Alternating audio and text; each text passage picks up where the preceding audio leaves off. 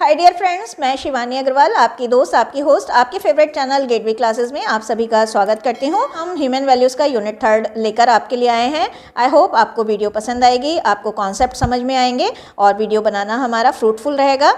तो हम आइए आगे बढ़ने से पहले सिलेबस डिस्कस कर लेते हैं। सिलेबस जो है वो है हार्मनी, फैमिली और सोसाइटी में। हार्मनी की बात करें तो हार्मनी का मतलब होता है लय। फैमिली और सोसाइटी में किस तरह से लय, मधुरता को बनाए रखा जा सकता है, ये पूरा का पूरा हमारा यूनिट है और इसी बारे में हम पूरी यूनिट में डिस्कस करेंगे। बात करें अगर सिलेबस की तो ये है harmony in human relationship, understanding harmony in family as the basic unit of human interaction. Family को माना जाए तो ये फंडामेंटल यूनिट है ह्यूमन इंटरेक्शन का। Understanding values in human relationship, meaning of nyay, न्याय का मीनिंग क्या है, उभय तृप्ति को प्राप्त करने में ट्रस्ट का क्या मीनिंग है, रिस्पेक्ट का क्या मीनिंग है और इन सब का विश्वास का क्या मीनिंग है, डिफरेंस इंटेंशन और कॉम्पिटेंस क्या है, ये बहुत इंपॉर्टेंट टॉपिक है, वेरी इंपॉर्टेंट। सम्मान का क्या मीनिंग है, रिस्पेक्ट और डिफरेंशिएशन या डिसरिस्पेक्ट का क्या अंतर है, ये भी बहुत इंपॉर्टेंट टॉपिक है। Other salient values of relationship, relationship में बाकी सारी वैल्यूज़ क्या हैं, जैसे अफेक्शन की क्या वैल्यू है, केयर की क्या वैल्यू है, ग्रैटिट्यूड क्या है, ये सारा इसमें हम पढ़ेंगे। Understanding the harmony in society, फिर हम पढ़ेंगे सोसाइटी में हार्मनी कैसे डेवलप कर सकते हैं, समाधान, समृद्धि, अभय, सह अस्तित्व क्या है, कॉम्प्रिहेंसिव ह्यूमन गोल्स को अचीव करने के लिए। कॉम्प्रिहेंसिव ह्यूमन गोल्स का क्वेश्चन भी बहुत ज़्यादा इंपॉर्टेंट है इस यूनिट से। उसके बाद हम पढ़ेंगे कि अनडिवाइडेड सोसाइटी को कैसे प्राप्त करा जा सकता है, अखंड समाज को कैसे प्राप्त करा जा सकता है और फिर बेसिकली हमारा जो यूनिट का सारांश है वो ये है कि फैमिली से किस तरह से वर्ल्ड फैमिली की तरफ अग्रसर हुआ जाए, यानी अपने परिवार से समाज, समाज से देश, देश से राष्ट्र और राष्ट्र से किस तरह से अंतर्राष्ट्रीय संबंधों को में हार्मनी लाई जाए। तो आइए आगे चलते हैं। अच्छा, मैं एक चीज़ और भी बताना चाहूँगी यहाँ पर कि ह्यूमन वैल्यूज़ का जो कोर्स है वो AICTE ने इस पर्पस से डेवलप कराया है कि आप अपने विचारों को लिख सकें। एक चीज़ और भी है इसमें कि आप इसमें ह्यूमन वैल्यूज़ का जो एग्ज़ाम है वो हिंदी में भी दे सकते हैं, इंग्लिश में भी दे सकते हैं और कहीं कहीं हिंदी, कहीं कहीं इंग्लिश, यानी बाइलिंगुअल भी आप दे सकते हैं। तो सबसे पहला है हमारा topic human relationship, understanding harmony in the family, the basic unit of human interaction. यानी फैमिली जो है वो बेसिक यूनिट है ह्यूमन इंटरेक्शन का। वहीं से परिवार, मानव के वार्तालाप की जो शुरुआत होती है वो पहला वार्तालाप उसका परिवार से होता है। मानव का जो प्रथम परिचय है, इंट्रोडक्शन है, वो सबसे पहले आप जानते ही हैं कि परिवार से ही होता है। परिवार में हमारा जन्म होता है, परिवार से हम आगे बढ़ते हैं। तो आगे ये जान लेते हैं कि आखिर परिवार है तो है क्या। अगर हम परिवार को डिफाइन करें तो ये ग्रुप ऑफ पर्सन्स है, जिन पर्सन्स के ग्रुप को यूनाइट किया गया है, एकता के सूत्र में बांधा गया है। कैसे? By the ties of marriage, blood और एडॉप्शन। टाइज का मतलब है बंधन, तो या तो विवाह बंधन द्वारा या फिर रक्त संबंधों द्वारा या फिर एडॉप्शन का मतलब गोद लेने के संबंधों द्वारा जिन लोगों को एक सूत्र में बांधा गया है, ऐसे लोग ही जो constituting a single house hold, या जो एक सिंगल हाउस होल्ड में रहते हैं, यानी एक सिंगल घर में रहते हैं और एक दूसरे से इंटरेक्शन करते हैं, वार्तालाप करते हैं, ऐसे लोगों का समूह जो है वो फैमिली है। ऑक्सफोर्ड डिक्शनरी फैमिली को कैसे डिफाइन करती है? एक group of persons consisting of the parents and their children whether actually living together और नॉट। ऑक्सफोर्ड डिक्शनरी के अनुसार परिवार, लोगों का एक समूह जिसमें पेरेंट्स और उनके बच्चे हैं, चाहे वो एक्चुअली एक साथ रह रहे हों या ना रह रहे हों, वही परिवार का निर्माण करते हैं। तो इन्होंने मतलब पेरेंट्स और उनके बच्चों को प्राथमिकता दी है। उन्होंने कहा है कि पेरेंट्स और उनके बच्चे ही परिवार का निर्माण करते हैं, भले ही वो बच्चे और उनके पेरेंट्स एक साथ रहें या ना रहें। अब आता है harmony in family, need of harmony in family और how it is maintained.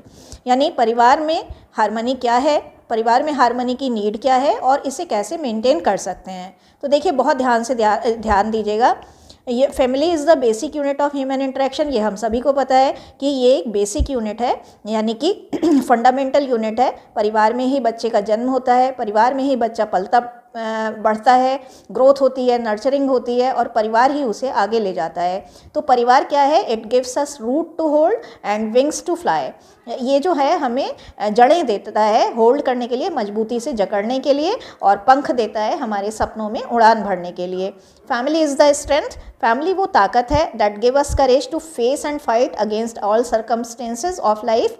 Family वो ताकत है जो हमें साहस देती है कि ज़िंदगी में जो भी टफ सर्कमस्टेंस सर्कमस्टेंसेज है, जो भी अनमैनेजेबल सर्कमस्टेंसेज हैं, उनसे किस तरह उनका सामना करा जाए, उनसे किस तरह लड़ा जाए।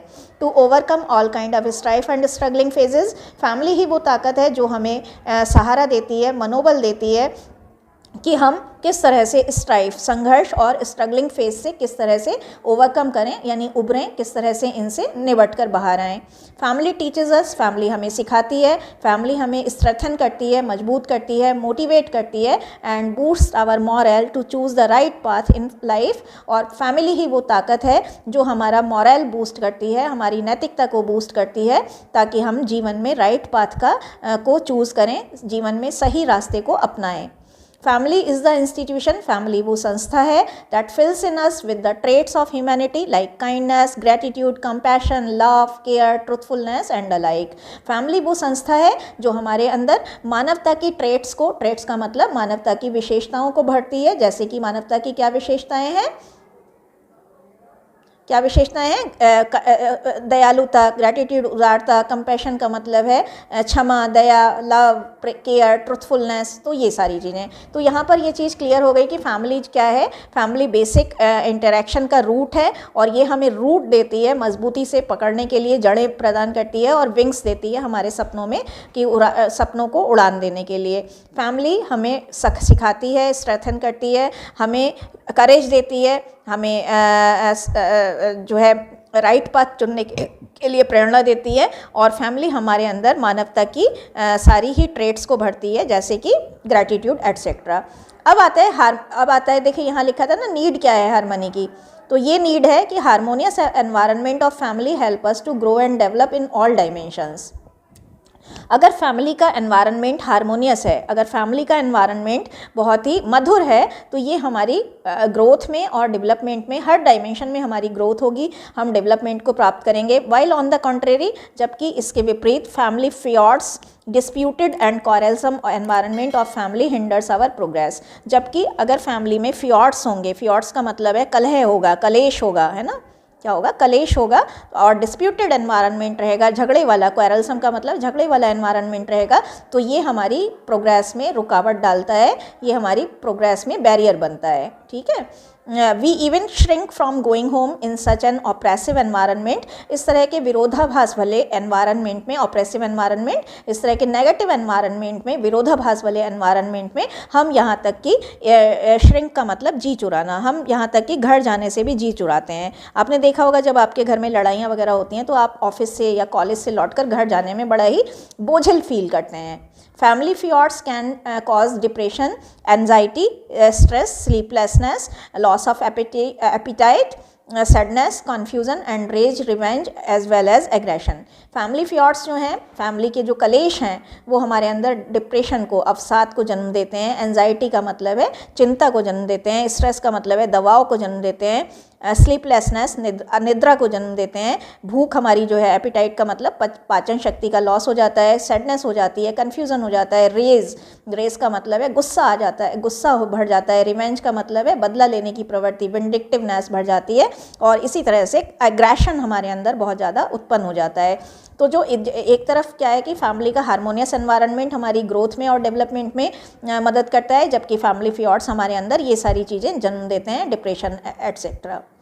अब आता है कुछ टिप्स क्या हैं हार्मनी डेवलप करने की। तो ये parents are prominent part of the family. ये तो इम्पॉर्टेंट है कि पेरेंट्स जो हैं वही फैमिली को निर्माण करते हैं, और वो प्रोमिनेंट पार्ट होते हैं, इम्पॉर्टेंट पार्ट होते हैं फैमिली का। वही रियल रोल मॉडल हैं, वही रियल आदर्श हैं बच्चों के लिए, वही रियल मोटिवेटर हैं, वही रियल टीचर हैं एक बच्चे के लिए, और वही बच्चे का बेस्ट गाइड हैं। तो parents should be cautious to be in harmony themselves. ये बहुत इंपॉर्टेंट लाइन है, क्योंकि पेरेंट्स ही रूट हैं फैमिली की, प्रेमिनेंट पार्ट हैं, वही रियल रोल मॉडल हैं, वही रियल मोटिवेटर हैं, real teacher, real best guide भी वही हैं। एक परिवार के अंदर बच्चा जन्म लेता है तो सबसे पहले पेरेंट्स ही उसको गाइड करते हैं, पेरेंट्स ही उसका रोल मॉडल बनते हैं। बाद में बाहर का कोई व्यक्ति रोल मॉडल बन सकता है, वही उसको मोटिवेट करते हैं टाइम टाइम पर। तो ज़रूरी है कि पेरेंट्स का आपस में हार्मनी में रहना, पेरेंट्स को ये कॉशस होना चाहिए, इतना जागरूक होना चाहिए, इतना सेंसिटिव होना चाहिए, केयरफुल होना चाहिए कि वो खुद से हारमनी में रहें, अपने मतलब हस्बैंड वाइफ की हारमनी होनी चाहिए। Husband and wife should be cooperative with one another. Husband और वाइफ एक दूसरे के लिए कोऑपरेटिव, लॉयल, ऑनेस्ट होने चाहिए। Their relationship should be harmonious. उनका जो आपस का संबंध है, पति पत्नी का संबंध, वो भी बहुत मधुर होना चाहिए। And there should not be any clashes between them. उनके बीच में कोई क्लैशेस, डिस्प्यूट्स, विरोधाभास, कॉन्ट्राडिक्शंस नहीं होने चाहिए। There should not be any contradiction between husband and wife, है ना, बल्कि क्या होना चाहिए, कॉन्ट्राडिक्शन ना होकर हारमोनियस रिलेशनशिप होने चाहिए। तो ये तो एक पार्ट हो गया। और क्या हो सकता है, ओल्ड जनरेशन, जैसे कि grandparents are the real asset. Asset का मतलब पूंजी।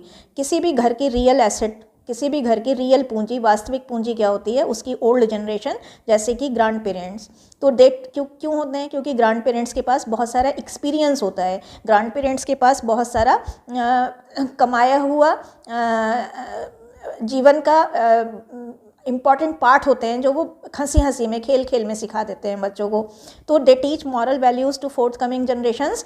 ग्रैंड पेरेंट्स जो हैं वो बहुत सारे मॉरल वैल्यूज़, नैतिक शिक्षाएं सिखाते हैं आने वाली जनरेशन के लिए, आने वाली पीढ़ियों के लिए। फोर्थ कमिंग का मतलब है आने वाली पीढ़ियाँ, जनरेशन का मतलब है पीढ़ियाँ। They told stories. वो अनएक्सपेक्टेडली स्टोरीज़ के माध्यम से छोटे छोटे लेसन देते हैं बच्चों को। दे शेयर रिच एक्सपीरियंसेस। क्या रिच एक्सपीरियंसेस वो शेयर करते हैं, मॉरल वैल्यूज़ शेयर करते हैं, मोटिवेट करते हैं, सिखाते हैं। तो ओल्ड जनरेशन जो है, they should be treated with due respect and care. उनकी भी, उनको बहुत ध्यान से और केयरफुली उनको, उनकी देखभाल की जानी चाहिए। ट्रीटेड का मतलब उनसे जो व्यवहार किया जाना चाहिए वो बहुत ही सॉफ्टनेस के साथ, सॉफ्ट और टेंडर टोन के साथ, और जो है बहुत ही रिस्पेक्ट, बहुत ही केयर के साथ उनकी देखभाल की जानी चाहिए।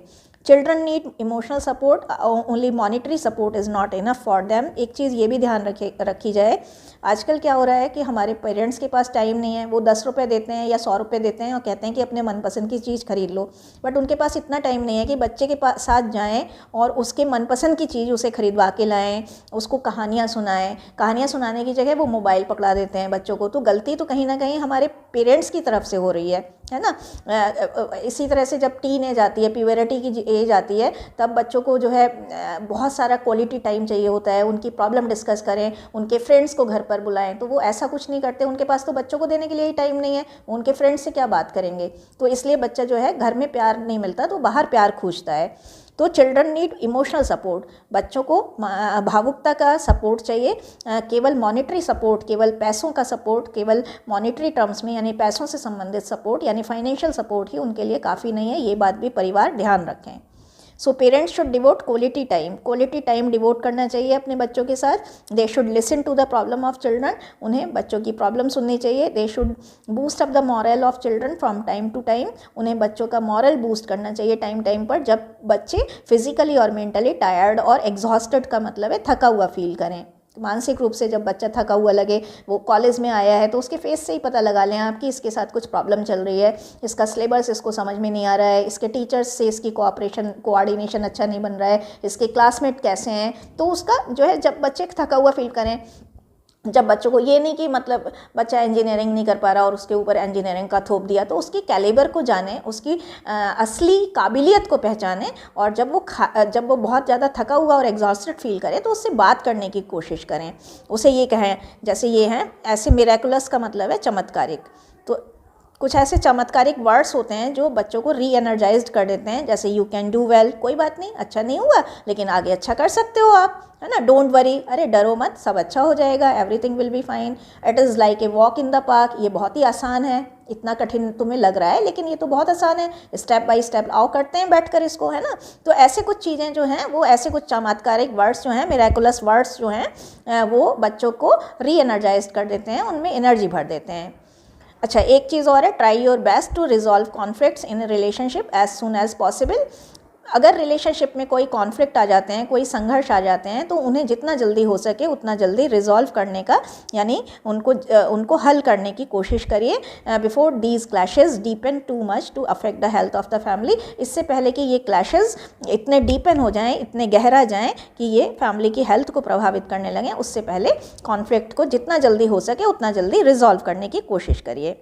अब आता है there is a set of proposals that one has to verify to ensure harmony in family. कुछ प्रपोजल हैं जो एक व्यक्ति को वेरीफाई करने चाहिए उसको अपनी फैमिली में हार्मनी डेवलप करने के लिए। तो वो सेट ऑफ प्रपोजल क्या है ये डिस्कस कर लेते हैं।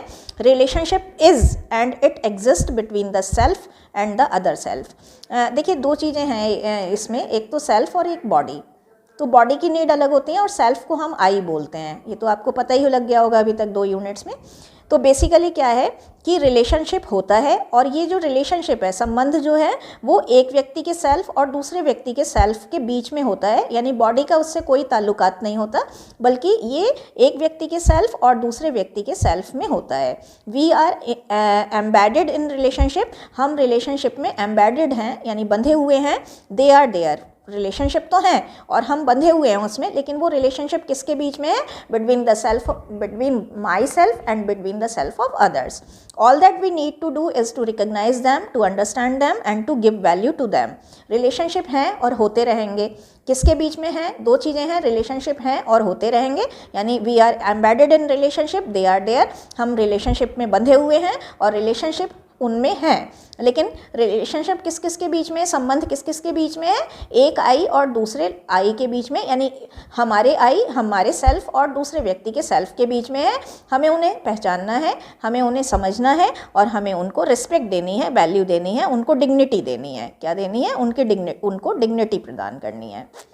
For example, trust is extremely expected in relationship and if there is mutual feeling of trust it leads to mutual fulfillment, happiness and harmonious environment। अब देखिए छोटा सा एग्जाम्पल दिया है कि ट्रस्ट जो है रिलेशनशिप में, विश्वास का होना बहुत ज़्यादा एक्सपेक्टेड है, उसकी आशा करी जाती है कि अगर आप और मैं रिलेशनशिप में हो तो हम एक दूसरे पर ट्रस्ट कर सकें। तो अगर एक दूसरे का एक दूसरे के ऊपर, यानी मेरा ट्रस्ट आपके ऊपर और सैमल्टेनियसली आपका ट्रस्ट मेरे ऊपर होगा, हम दोनों के बीच में म्यूचुअल फीलिंग होगी, एक आपसी फीलिंग, म्यूचुअल का मतलब है आपसी फीलिंग होगी ट्रस्ट की। तो क्योंकि ट्रस्ट दोनों तरफ से है, मैं भी आप पर ट्रस्ट कर सकती हूँ और आप भी मेरे ऊपर ट्रस्ट कर सकते हैं, तो जब ये फीलिंग होगी तो इससे म्यूचुअल फुलफिलमेंट आएगा, यानी आपसी परिपूर्णता आएगी, आपसी हैप्पीनेस आएगी और उसी से एक जो है हार्मोनियस एनवायरनमेंट डेवलप होगा। क्योंकि मैं भी आप पर विश्वास कर सकती हूँ उतना ही जितना आप मेरे ऊपर कर सकते हैं और आप भी मेरे ऊपर विश्वास कर सकते हैं जितना मैं आपके ऊपर कर सकती हूँ। The self I has feeling in a relationship, these feelings are between I and I। Self I की फीलिंग होती हैं रिलेशनशिप में और ये फीलिंग आई और आई के बीच में होती हैं। There are feelings in relationship naturally, जो रिलेशनशिप में फीलिंग है वो प्राकृतिक रूप से होती हैं, उन्हें they do not have to be created nor can we remove them. जो फीलिंग्स हैं वो नेचुरली हैं रिलेशनशिप में, उन्हें ना तो क्रिएट करा जा सकता है ना ही रिमूव किया जा सकता है। It is self I that understand and possesses feelings. जो सेल्फ आई है वही फीलिंग्स को समझता और रखता है, पजेस का मतलब रखता है। The body is incapable of understanding and neither does it पजेज any kind of feeling. मैंने अभी जैसे बताया था, बॉडी जो है वो किसी भी तरह की फीलिंग को समझने में इनकेपेबल है और असमर्थ है। इनकेपेबल का मतलब असमर्थ है और ना ही ये कोई फीलिंग पजेज करती है, यानी कि रखती है। पजेज की जगह हैज़ लगा लीजिएगा। It is the self that recognises the relationship. जो ये हमारा सेल्फ है, जो हमारा आई है, वही रिलेशनशिप को समझता है, बॉडी का उससे कुछ लेना देना नहीं है। देयर इज दस ए relationship exist between the self and the self, इसलिए रिलेशनशिप जो है वो सेल्फ आई और दूसरे व्यक्ति के सेल्फ में होती है। There is no part of the body that want trust. अब आपको भी पता है कि बॉडी का कोई पार्ट जो है वो ट्रस्ट नहीं चाहता है, आपका आई है जो ट्रस्ट की डिमांड करता है, जो ट्रस्ट को एक्सपेक्ट करता है। No part of the body that want respect. कोई पार्ट बॉडी का ऐसा नहीं है जिसको रिस्पेक्ट चाहिए। When you respect someone you respect the person I and not their body organs. ये भी इंपॉर्टेंट है, बॉक्स में कर सकते हैं। जब आप किसी की रिस्पेक्ट करते हैं तो आप उस पर्सन यानी उस आई की रिस्पेक्ट करते हैं, ना कि उसके बॉडी ऑर्गन्स की। Similarly when you trust someone it is the person and not the body. इसे भी बॉक्स में कर लीजिएगा।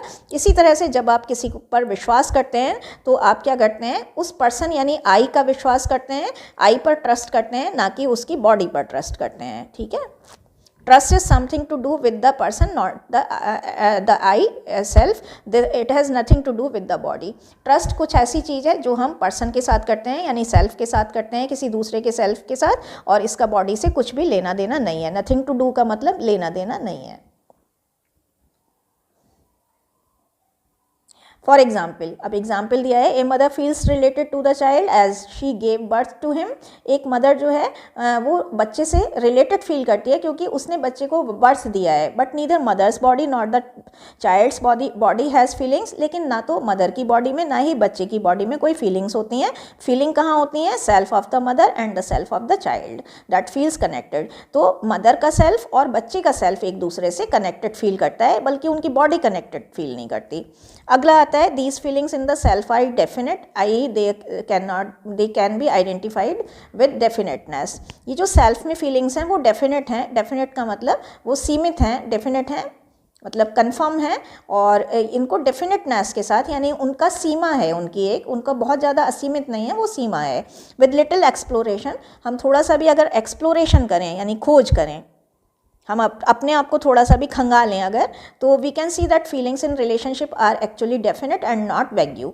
हम देख सकते हैं कि जो रिलेशनशिप में फीलिंग है वो एक्चुअली डेफिनेट है, वैग्यू नहीं है, बहुत ज़्यादा नहीं है, उसका बहुत ज़्यादा फैशन नहीं है, उसका बहुत ज़्यादा नहीं है। मतलब these are the values characterising relationship such as trust, respect, affection, care, concern etcetera.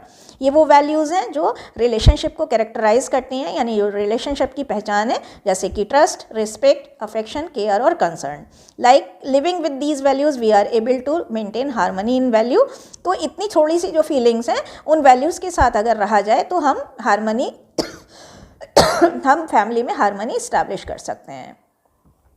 Recognising and fulfilling these feelings leads to mutual happiness in relationship. जैसे पहले बताया था मैंने, इन वैल्यूज़ को पहचान लेना, इन वैल्यूज़ को, इन फीलिंग्स को पहचान लेना ही, रिकॉग्नाइज कर लेना और परिपूर्ण कर लेना, फुलफिलिंग माने पूरा कर लेना ही परिवार में, रिलेशनशिप में म्यूचुअल हैप्पीनेस को जन्म देता है।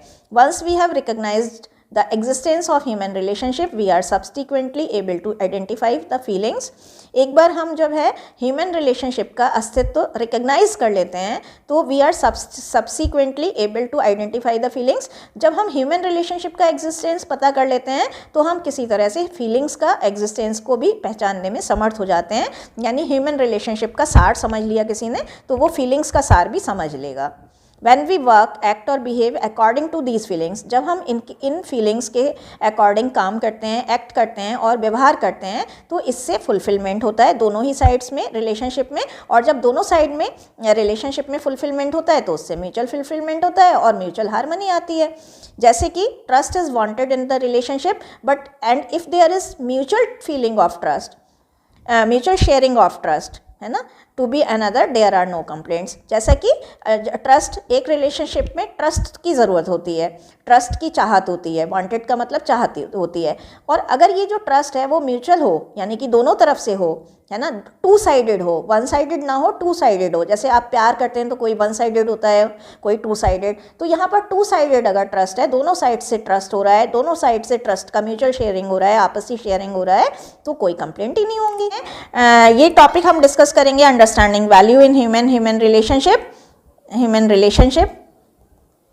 तो उसमें जो वैल्यूज़ हैं वो है न्याय का क्या प्रोग्राम है, न्याय क्या है और उसको फुलफिलमेंट का क्या प्रोग्राम है, उभय तृप्ति, ट्रस्ट, विश्वास, रिस्पेक्ट क्या है, फंडामेंटल वैल्यूज़ क्या है रिलेशनशिप में, और difference between intention and competence, जैसा कि मैंने बताया था काफ़ी इंपॉर्टेंट टॉपिक है। सम्मान क्या है, difference between respect and differentiation, ये जो है salient values in relationship, these will be the topics of the lecture today.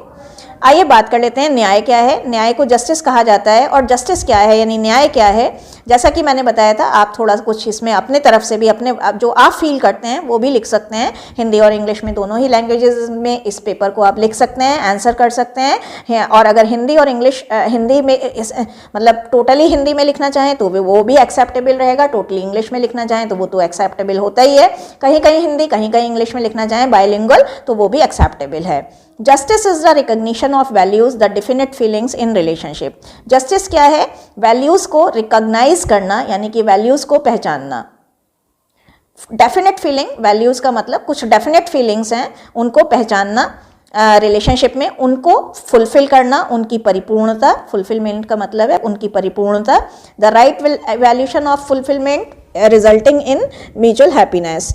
जब हम फुलफिलमेंट का यानी कि परिपूर्णता का राइट इवैल्यूएशन कर लेते हैं, यानी सही मूल्यांकन कर लेते हैं, तो उससे क्या रिजल्ट होता निकलता है, उससे म्यूचुअल हैप्पीनेस आती है, दोनों ही तरफ की आपसी खुशी आती है। Justice concern itself with the proper ordering of things and people with in a society. अगर और भी अच्छे से इसे डिफाइन करें तो जस्टिस का क्या मतलब है, जस्टिस की संबंध किससे है, प्रॉपर ऑर्डरिंग ऑफ थिंग्स, चीज़ों का प्रॉपर ऑर्डरिंग होना, एंड पीपल और लोगों का प्रॉपर ऑर्डरिंग होना विद इन ए सोसाइटी, एक सोसाइटी में चीज़ों और लोगों का प्रॉपर व्यवस्था, एक सही व्यवस्था, एक सिस्टमेटिक व्यवस्था जो है वही न्याय है। Justice is essential in all relationship. Justice her relationship में, चाहे वो टीचर और स्टूडेंट का हो, चाहे वो फादर मदर का हो, चाहे प्रेमी प्रेमिका का हो, हर रिलेशनशिप में जस्टिस जो है रूट कॉज है। Be it with the small kid in our house, चाहे बात हो रही हो छोटे बच्चे की हमारे घर में, चाहे बात हो रही हो हमारे हाउस हेल्प की जैसे हमारे सर्वेंट्स की, चाहे बात हो रही हो हमारे मेड्स की, हमारे नौकरों की, चाहे बात हो रही हो हमारे ओल्ड ग्रैंड पेरेंट्स की, चाहे भले से ही चाहे हमारे क्लोज फ्रेंड्स क्यों ना हो, चाहे हमारे दूर के रिश्तेदार हों, डिस्टेंट का मतलब है दूर के, तो हर संबंधों में जस्टिस जस्टिस एक इसेंशियल इंग्रेडिएंट है। We need to grow up in relationship to ensure continuity of justice in our relationships. We need to grow up in relationship, हम रिश्तों में ही पलते बढ़ते हैं, बड़े होते हैं, और रिश्तों में पलते बढ़ते बड़े कैसे होते हैं, ये इंश्योर करने के लिए कि जस्टिस का कंटिन्यूएशन बना रहे, यानी हर स्टेप पर हमें न्याय कंटिन्यू होता रहे, न्याय की सुचारू रूप से वो चलता रहे। In all relationship, her relationship में न्याय की सुचारू रूप से व्यवस्था चलती रहे। तो इस तरह से हम पलते बढ़ते हैं। मान लीजिए हम छोटे थे तो हमें तो जस्टिस मिल गया, लेकिन फिर बड़े हुए तो पेरेंट्स ने जस्टिस नहीं करा, तो क्या हम रह पाएंगे? नहीं रह पाएंगे। तो जस्टिस का कंटिन्यूएशन चाहिए हमें, यानी जो है उसको कंटिन्यूएशन में हमें जस्टिस मिलना चाहिए।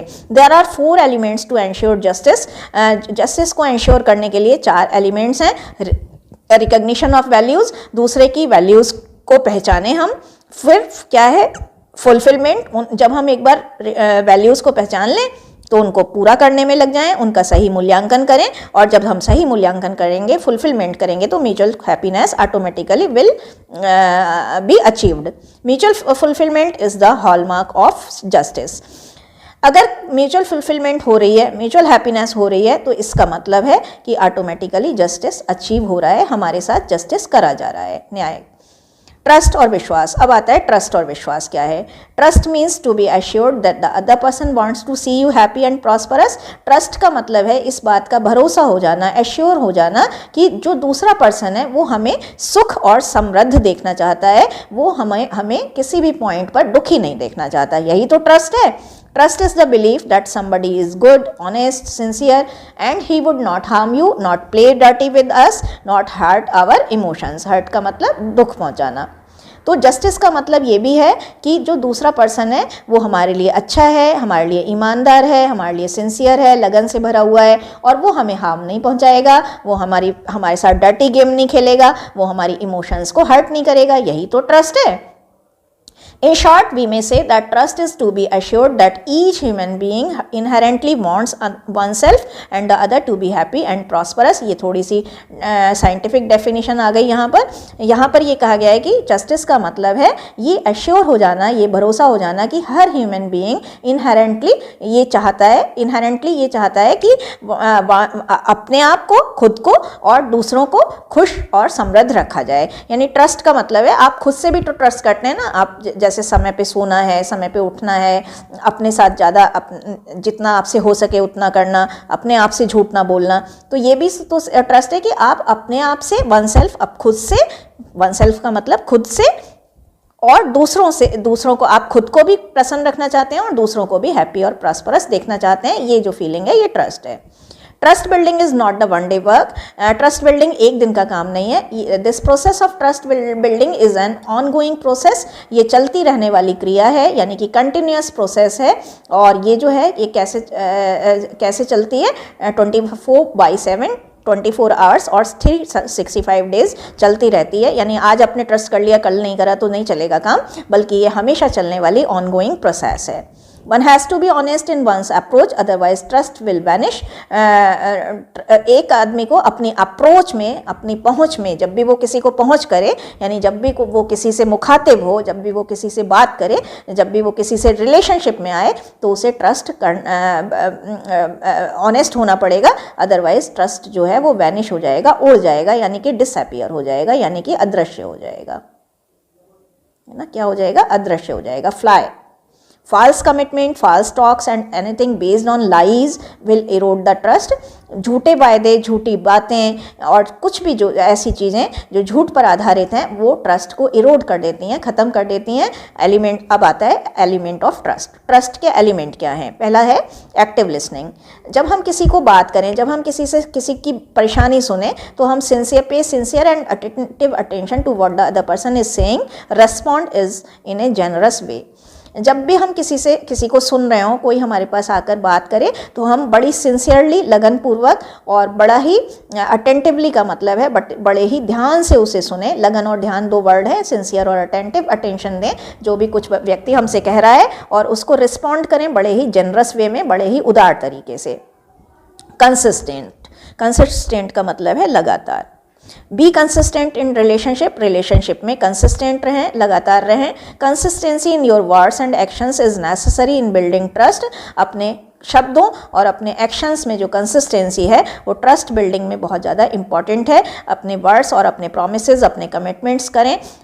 अब देखिए, कंसिस्टेंसी का मतलब ये भी है कि आपने आज किसी से रिलेशनशिप बना लिया, उसके बाद आपने बहुत सालों तक बात नहीं करी, और 3-4 साल बाद जब आपको ज़रूरत आन पड़ी तो आपने बात कर ली, तो ऐसे तो काम नहीं चलेगा ना। आपको रिश्तों में सतत रहना पड़ेगा। कंसिस्टेंट का मतलब है सतत या लगातार रहना पड़ेगा। अपने कामों, वर्ड्स में, अपने एक्शंस में सतत रहें, और इसी से ट्रस्ट मेंटेन होता है। अपने keep your words and promises commitments, अपने शब्दों, अपने वायदों और अपने कमिटमेंट्स को पूरा करें। कीप का मतलब पूरा करें, ना कि उनसे फिर जाएं, है ना।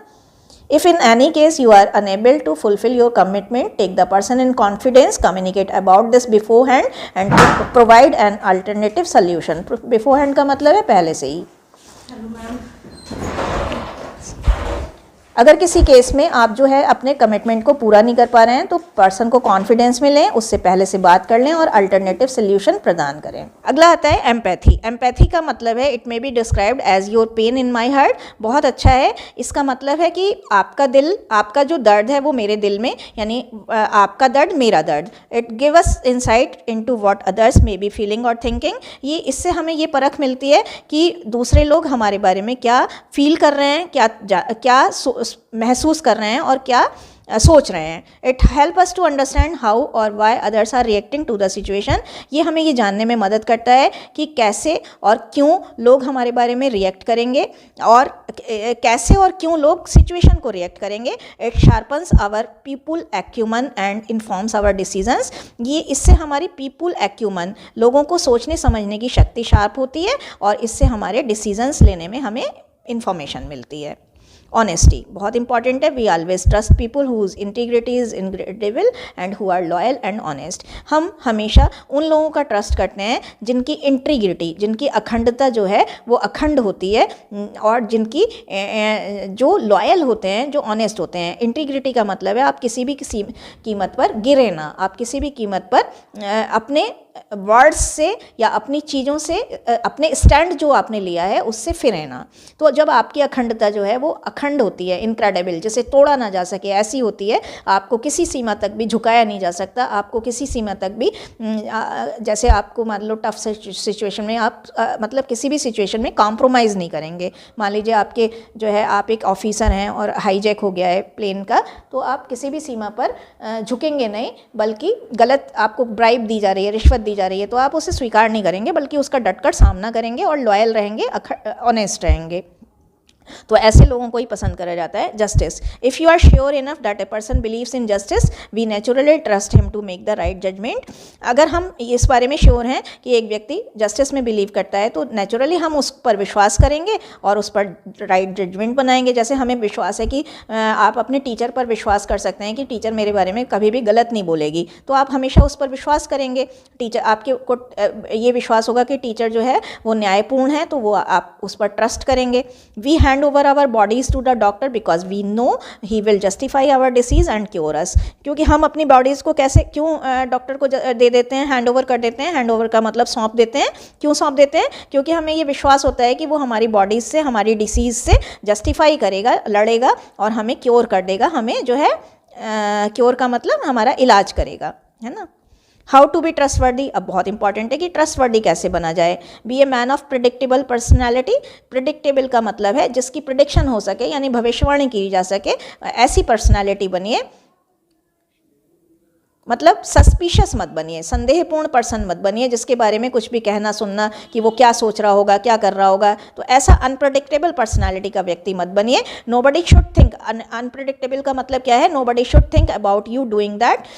किसी को ये ना सोचना पड़े कि आप ऐसा क्यों कर रहे हो। Instead be rational about why you doing that, है ना, ये भी है about why you doing that. किसी को आपके बारे में ये ना सोचना पड़े कि आप ऐसा क्यों कर रहे हो, बल्कि रेशनल रहिए, लॉजिकल रहिए, लॉयल रहिए। अब दूसरा आता है be loyal enough to keep the secret of others. अगर किसी ने आपको अपना सीक्रेट बताया है, अपने रहस्य बताए हैं, तो उनको निभाइए, उनको अपने पेट में ही रखिए, अपने मन में ही रखिए और वफादार रहिए। उसको ये नहीं कि आपको किसी ने अपनी कोई सीक्रेट बता दिया, आपको किसी फ्रेंड ने बताया कि मेरा तो अफेयर है और आपने जाकर 10 जगह बता दिया, ये तो नहीं चलेगा ना, तब तो आप लॉयल नहीं रहे। तो जो भी सीक्रेट आपको अपना शेयर कर रहा है आकर, उसको लॉयल रखिए, उसके लिए लॉयल रहिए।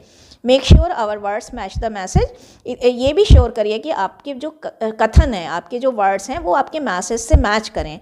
आप कुछ कई बार हम होता है ना, कहना तो चाह रहे हैं कुछ और, कह दिया कुछ और, है ना।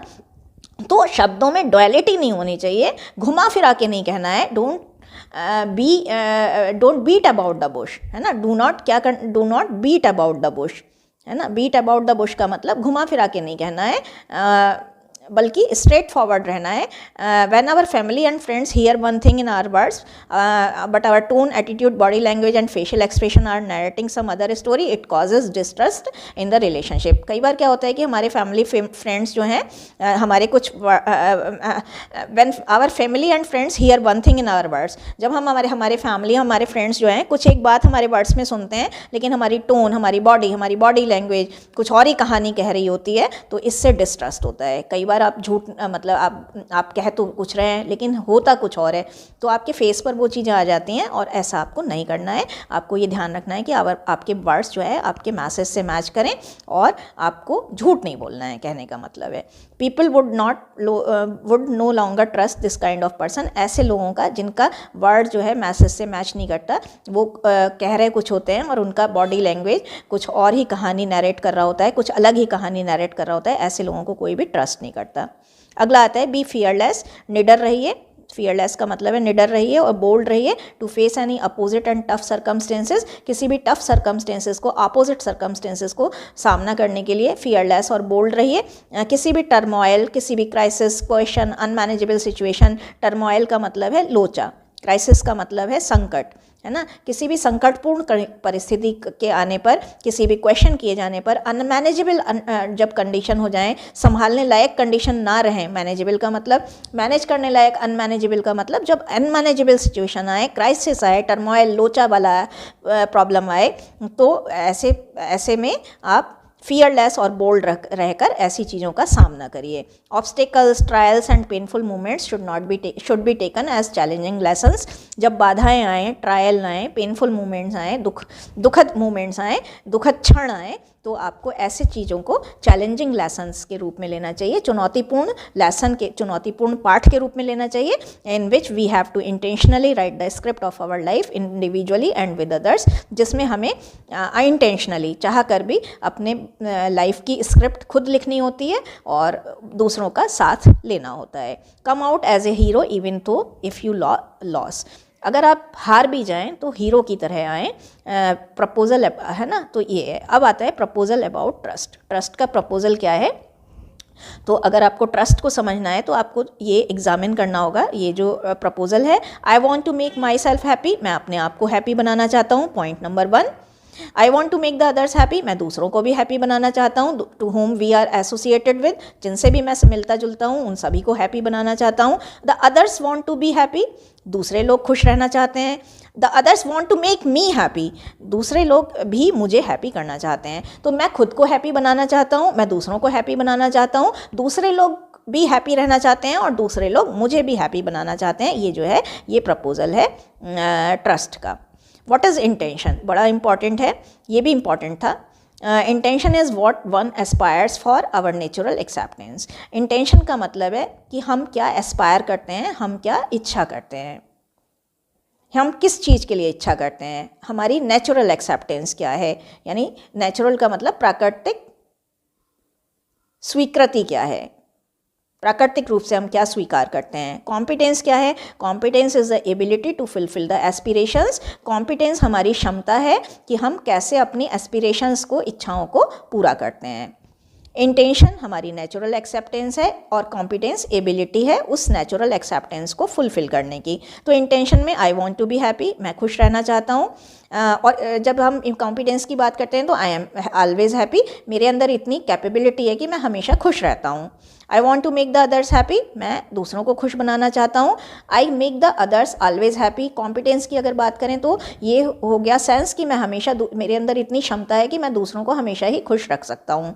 The other want to be happy, दूसरे खुश रहना चाहते हैं। The other is always happy, ये फीलिंग है कि हम दूसरे हमेशा खुश हैं। The other want to make me happy, अगर हम इंटेंशन की बात करें तो ये है कि the other want to make me happy, दूसरे लोग मुझे खुश बनाना चाहते हैं। और कॉम्पिटेंस में क्या आएगा, the other make me always happy, दूसरे लोग हमेशा ही मुझे खुश बनाते हैं। रेस्पेक्ट और रेस्पेक्ट के प्रोग्राम क्या हैं, इस तरह से ये बहुत ही इंपॉर्टेंट टॉपिक है, आप ज़रूर पढ़िएगा। रिस्पेक्ट को अगर बात करें 2 मार्क्स में भी बहुत अच्छा है ये क्वेश्चन। रिस्पेक्ट की बात करें तो रिस्पेक्ट का मतलब है इंडिविजुअलिटी, इंडिविजुअलिटी का मतलब है वैयक्तिकता, वैयक्तिकता का मतलब है एक व्यक्ति की पर्सनल अस्तित्व, है ना। Respect means right evaluation, respect का मतलब है 2 वर्ड याद रखिएगा, इंडिविजुअलिटी, रिस्पेक्ट का मतलब है सही मूल्यांकन। अगर हमारा कोई सही मूल्यांकन कर दे तो वो ही रिस्पेक्ट है। To be evaluated as I am, बड़े ही अच्छे वर्ड्स हैं, इस तरह से इवैल्यूएशन होना जैसा कि मैं हूँ। Usually, however, we make mistakes in our evaluation in the following ways. ज़्यादातर हम अपने evaluation में प्रॉब्लम्स बनाते हैं। पहले तो एक बार फिर से डिस्कस कर लेते हैं, रिस्पेक्ट है क्या। रिस्पेक्ट का मतलब है, देखिए, इंडिविजुअलिटी। रिस्पेक्ट का मतलब, इंडिविजुअलिटी का मतलब है कि आपकी आपकी जो पर्सनालिटी है उसको इम्पोर्टेंस देना, उसको डिग्निटी देना। राइट इवैल्यूएशन का मतलब है जैसे आप हैं, मतलब आपकी पर्सनालिटी का सही मूल्यांकन करना। और एक चीज़ बहुत ज़्यादा इंपॉर्टेंट है, वो ये है कि to be evaluated as you are, as we are, जैसे कि हम हैं बिल्कुल उसी तरह हमारा मूल्यांकन होना चाहिए। लेकिन हम जनरली एक मिस्टेक करते हैं, हम या तो ओवर इवैल्यूएशन करते हैं या अंडर इवैल्यूएशन या फिर अदरवाइज इवैल्यूएशन करते हैं। ये क्या है? ओवर इवैल्यूएशन का मतलब है to evaluate more than what it is. Over evaluation का मतलब है मूल्यांकन करना, जितने हम हैं उससे ज़्यादा हमारा मूल्यांकन कर देना। तो एग्जाम्पल दिया है, if you are wrongly flattered. अब जिससे इसका एग्जाम्पल है फ्लैटरी करना, यानी चापलूसी करना, बटरिंग करना, है ना, ऑयलिंग करना। ये जैसे मेरा कोई स्टूडेंट आके कहे कि मैम आप तो दुनिया की सबसे अच्छी टीचर हैं, है ना। जैसे यूट्यूब पे कई बार आप कमेंट्स में लिख देते हैं कि आप तो सबसे बुरे हैं, या आप मतलब आप तो सबसे अच्छे हैं। तो फिर ये तो हमें पता ही है कि हम सबसे अच्छे तो कहीं हो ही नहीं सकते। तो if you are wrongly flattered you feel uncomfortable. अगर आपको गलत ढंग से फ्लैटरी करी जाती है, चापलूसी करी जाती है, फ्लैटरी का मतलब क्या है, चापलूसी करी जाती है, तो आप बड़ा अंदर अंदर आप बहुत असहज महसूस करते हैं। अनकम्फर्टेबल का मतलब असहज महसूस करते हैं। सपोज़ अब एग्जाम्पल दिया है, you are sitting with guest, आप अपने गेस्ट के साथ बैठे हैं और आपके फादर कहते हैं my son daughter is the best scholar in west Uttar Pradesh. मेरा बच्चा तो पूरे यूपी का सबसे अच्छा स्कॉलर है, सबसे अच्छा स्टूडेंट है। क्योंकि आपको पता है कि भाई आपसे अच्छे अच्छे पढ़े हुए हैं। तो आप जब आपका रॉन्गली फ्लैटर्ड करे जाते हैं आप, तो आप बहुत अनकम्फर्टेबल फील करते हैं। आपका ओवर इवैल्यूएशन हो गया, आप जो नहीं थे उससे ओवर करके उससे आगे जाकर आपका इवैल्यूएशन हो गया अंडर इवैल्यूएशन। बिल्कुल इसका उल्टा है, to be evaluated less than what it is. आपका इवैल्यूएशन करना उससे कम करना, जितना कि आप हैं, जितना कि आप जैसा कि आप हैं उससे कम आपको करके आंकना। इवैल्यूएशन का मतलब आंकना। इफ़ यू आर रिब्यूक्ड, अब आप अगर आपकी रिब्यूकेशन होती है यानी आपको फटकारा जाता है, आपको तिरस्कृत करा जाता है, आपको जो है इग्नोर कर दिया जाता है ना, इग्नोर। कॉन्डिमेंट का मतलब है कंडिमेंड, तिरस्कृत करना, तिरस्कार करना, तिरस्कार है ना, तो भी आप खराब फील करते हैं। यू आर विथ, एग्जाम्पल दिया है, आप किसी गेस्ट के साथ हैं फैमिली फ्रेंड में और आपके फादर कहते हैं my sun is worth nothing, मेरा बच्चा तो किसी काम का नहीं है, he is the laziest person in all of India, तो मेरा बच्चा किसी काम का नहीं है, पूरे दुनिया का सबसे ख़राब बच्चा है। तो आप अनकंफर्टेबल फील करते हैं, आप इसे एक्सेप्टेबल नहीं मानते, आप इसे स्वीकार करने योग्य नहीं मानते, क्योंकि आप इतने ख़राब तो नहीं हैं जितना कि आपके पापा कह रहे हैं। आप ठीक है, आप ख़राब हो सकते हैं, बट इतने भी ख़राब नहीं है कि दुनिया का सबसे ख़राब व्यक्ति आप ही हैं, है ना। तो अंडर इवैल्यूएशन का मतलब है कि आपका रिब्यूकेशन करना, आपको तिरस्कार करना, आपको इग्नोर करना, आपको कम करके आंकना, आपको डिसरेस्पेक्ट करना। Otherwise evaluation, to evaluate otherwise than what it is, अन्यथा करके आपका इवैल्यूएशन करना, जैसे कि आप नहीं, देन व्हाट इट इज़, जो आप हैं उससे कुछ अन्यथा करके आपका इवैल्यूएशन करना। अब इसमें क्या है, if you are evaluated as something else, अगर आपका इवैल्यूएशन ये करा जाए, किसी और को मानकर आपका इवैल्यूएशन करा जाए, जैसे आपकी तुलना फॉर एग्जांपल राहुल गांधी से कर दी जाए, है ना, तो आप अनकंफर्टेबल फील करेंगे। इफ़ यू आर विद, अब आप एग्जांपल है, अगर आप किसी गेस्ट के साथ बैठे हैं तो आपके फादर कह देते हैं you donkey, can't you even understand this much, गधे हो क्या, तुम इतना भी नहीं समझते। अगर आपको इस तरह से करके अदरवाइज करके आपका इवैल्यूएशन करा जाए जो कि आपकी नहीं है, तो आप बहुत ख़राब फील करते हैं। जैसे मेरी मम्मी जो है ना, वो बचपन में मुझे मूर्खा कहा करती थी, क्योंकि मैं थोड़ी सी चीज़ों को देर में समझती थी, तो मैं कितना ख़राब फील करती होंगी, बिकॉज आई वॉज नॉट मूर्खा, है ना। You feel offended by this, आप इससे ऑफेंडेड हो जाते हैं, this is evaluating you otherwise, क्योंकि इससे आप उस तरह से उसका इवैल्यूएशन कर रहे हैं जो कि वो है ही नहीं। As you are a human being, क्योंकि आप तो एक ह्यूमन बीइंग है, and not something else, not donkey, आप डंकी तो नहीं है, आप ह्यूमन बीइंग है। We can say that kind of over, under और otherwise evaluation make us uncomfortable. इस तरह का ओवर, अंडर और अदरवाइज इवैल्यूएशन आपको अनकंफर्टेबल बना देता है, और हम इसे टोटली अनएक्सेप्टेबल समझते हैं, हम इसमें डिसरेस्पेक्टेड फील करते हैं, या हम ये फील करते हैं कि हमारा रॉन्गली इवैल्यूएशन हुआ है। बेसिस ऑफ रिस्पेक्ट, रिस्पेक्ट के बेसिस क्या हैं? Respect means accepting individuality, respect का मतलब है लोगों को व्यक्तिगत रूप से स्वीकार करना, उनका राइट इवैल्यूएशन करना, यही तो पढ़ा है हमने ऊपर। Our basis for respect today is quite contrary to our discussion above. Instead of respect being a basis of similarity or one of right evaluation, we have made it into something on the basis of which we differentiate, i.e. by respecting you mean you are doing something special because you are special of having something special or are in some special position। आज जो हमारा, देखिए इसमें इन्होंने ये बताया है कि जो हमारे आज बेसिस हैं, आधार हैं, वो बदल चुके हैं। किसी को रिस्पेक्ट करने के जो हमारे आधार हैं वो हमारे डिस्कशन से बिल्कुल विपरीत जा चुके हैं। Instead of respecting respect being a basis of similarity और even one of right evaluation, किसी का राइट इवैल्यूएशन करना या सिमिलैरिटी के बेसिस पर रिस्पेक्ट करने की बजाय हमने इसे कुछ और बना लिया है, ऑफ विच वी डिफ्रेंशिएट, जिसका हम अंतर करते हैं। जैसे कि by respecting you mean you are doing something special, respect से हमारा मतलब क्या है कि हम कुछ स्पेशल कर रहे हैं, क्योंकि तुम कुछ स्पेशल हो, क्योंकि तुम किसी स्पेशल पोजीशन में हो। आज हम रिस्पेक्ट किसकी करते हैं? हम रिस्पेक्ट उसकी करते हैं जो कुछ स्पेशल है, या फिर उसने अपने आप को कुछ स्पेशल दिखा रखा है, या फिर वो किसी स्पेशल पोजीशन में है।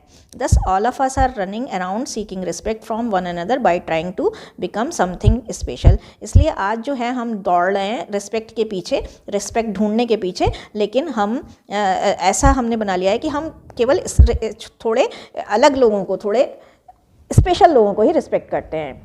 Today we are differentiating in the name of respect, आज हम रिस्पेक्ट के नाम पर डिफ्रेंशिएट कर रहे हैं, अंतर कर रहे हैं, तुलना कर रहे हैं।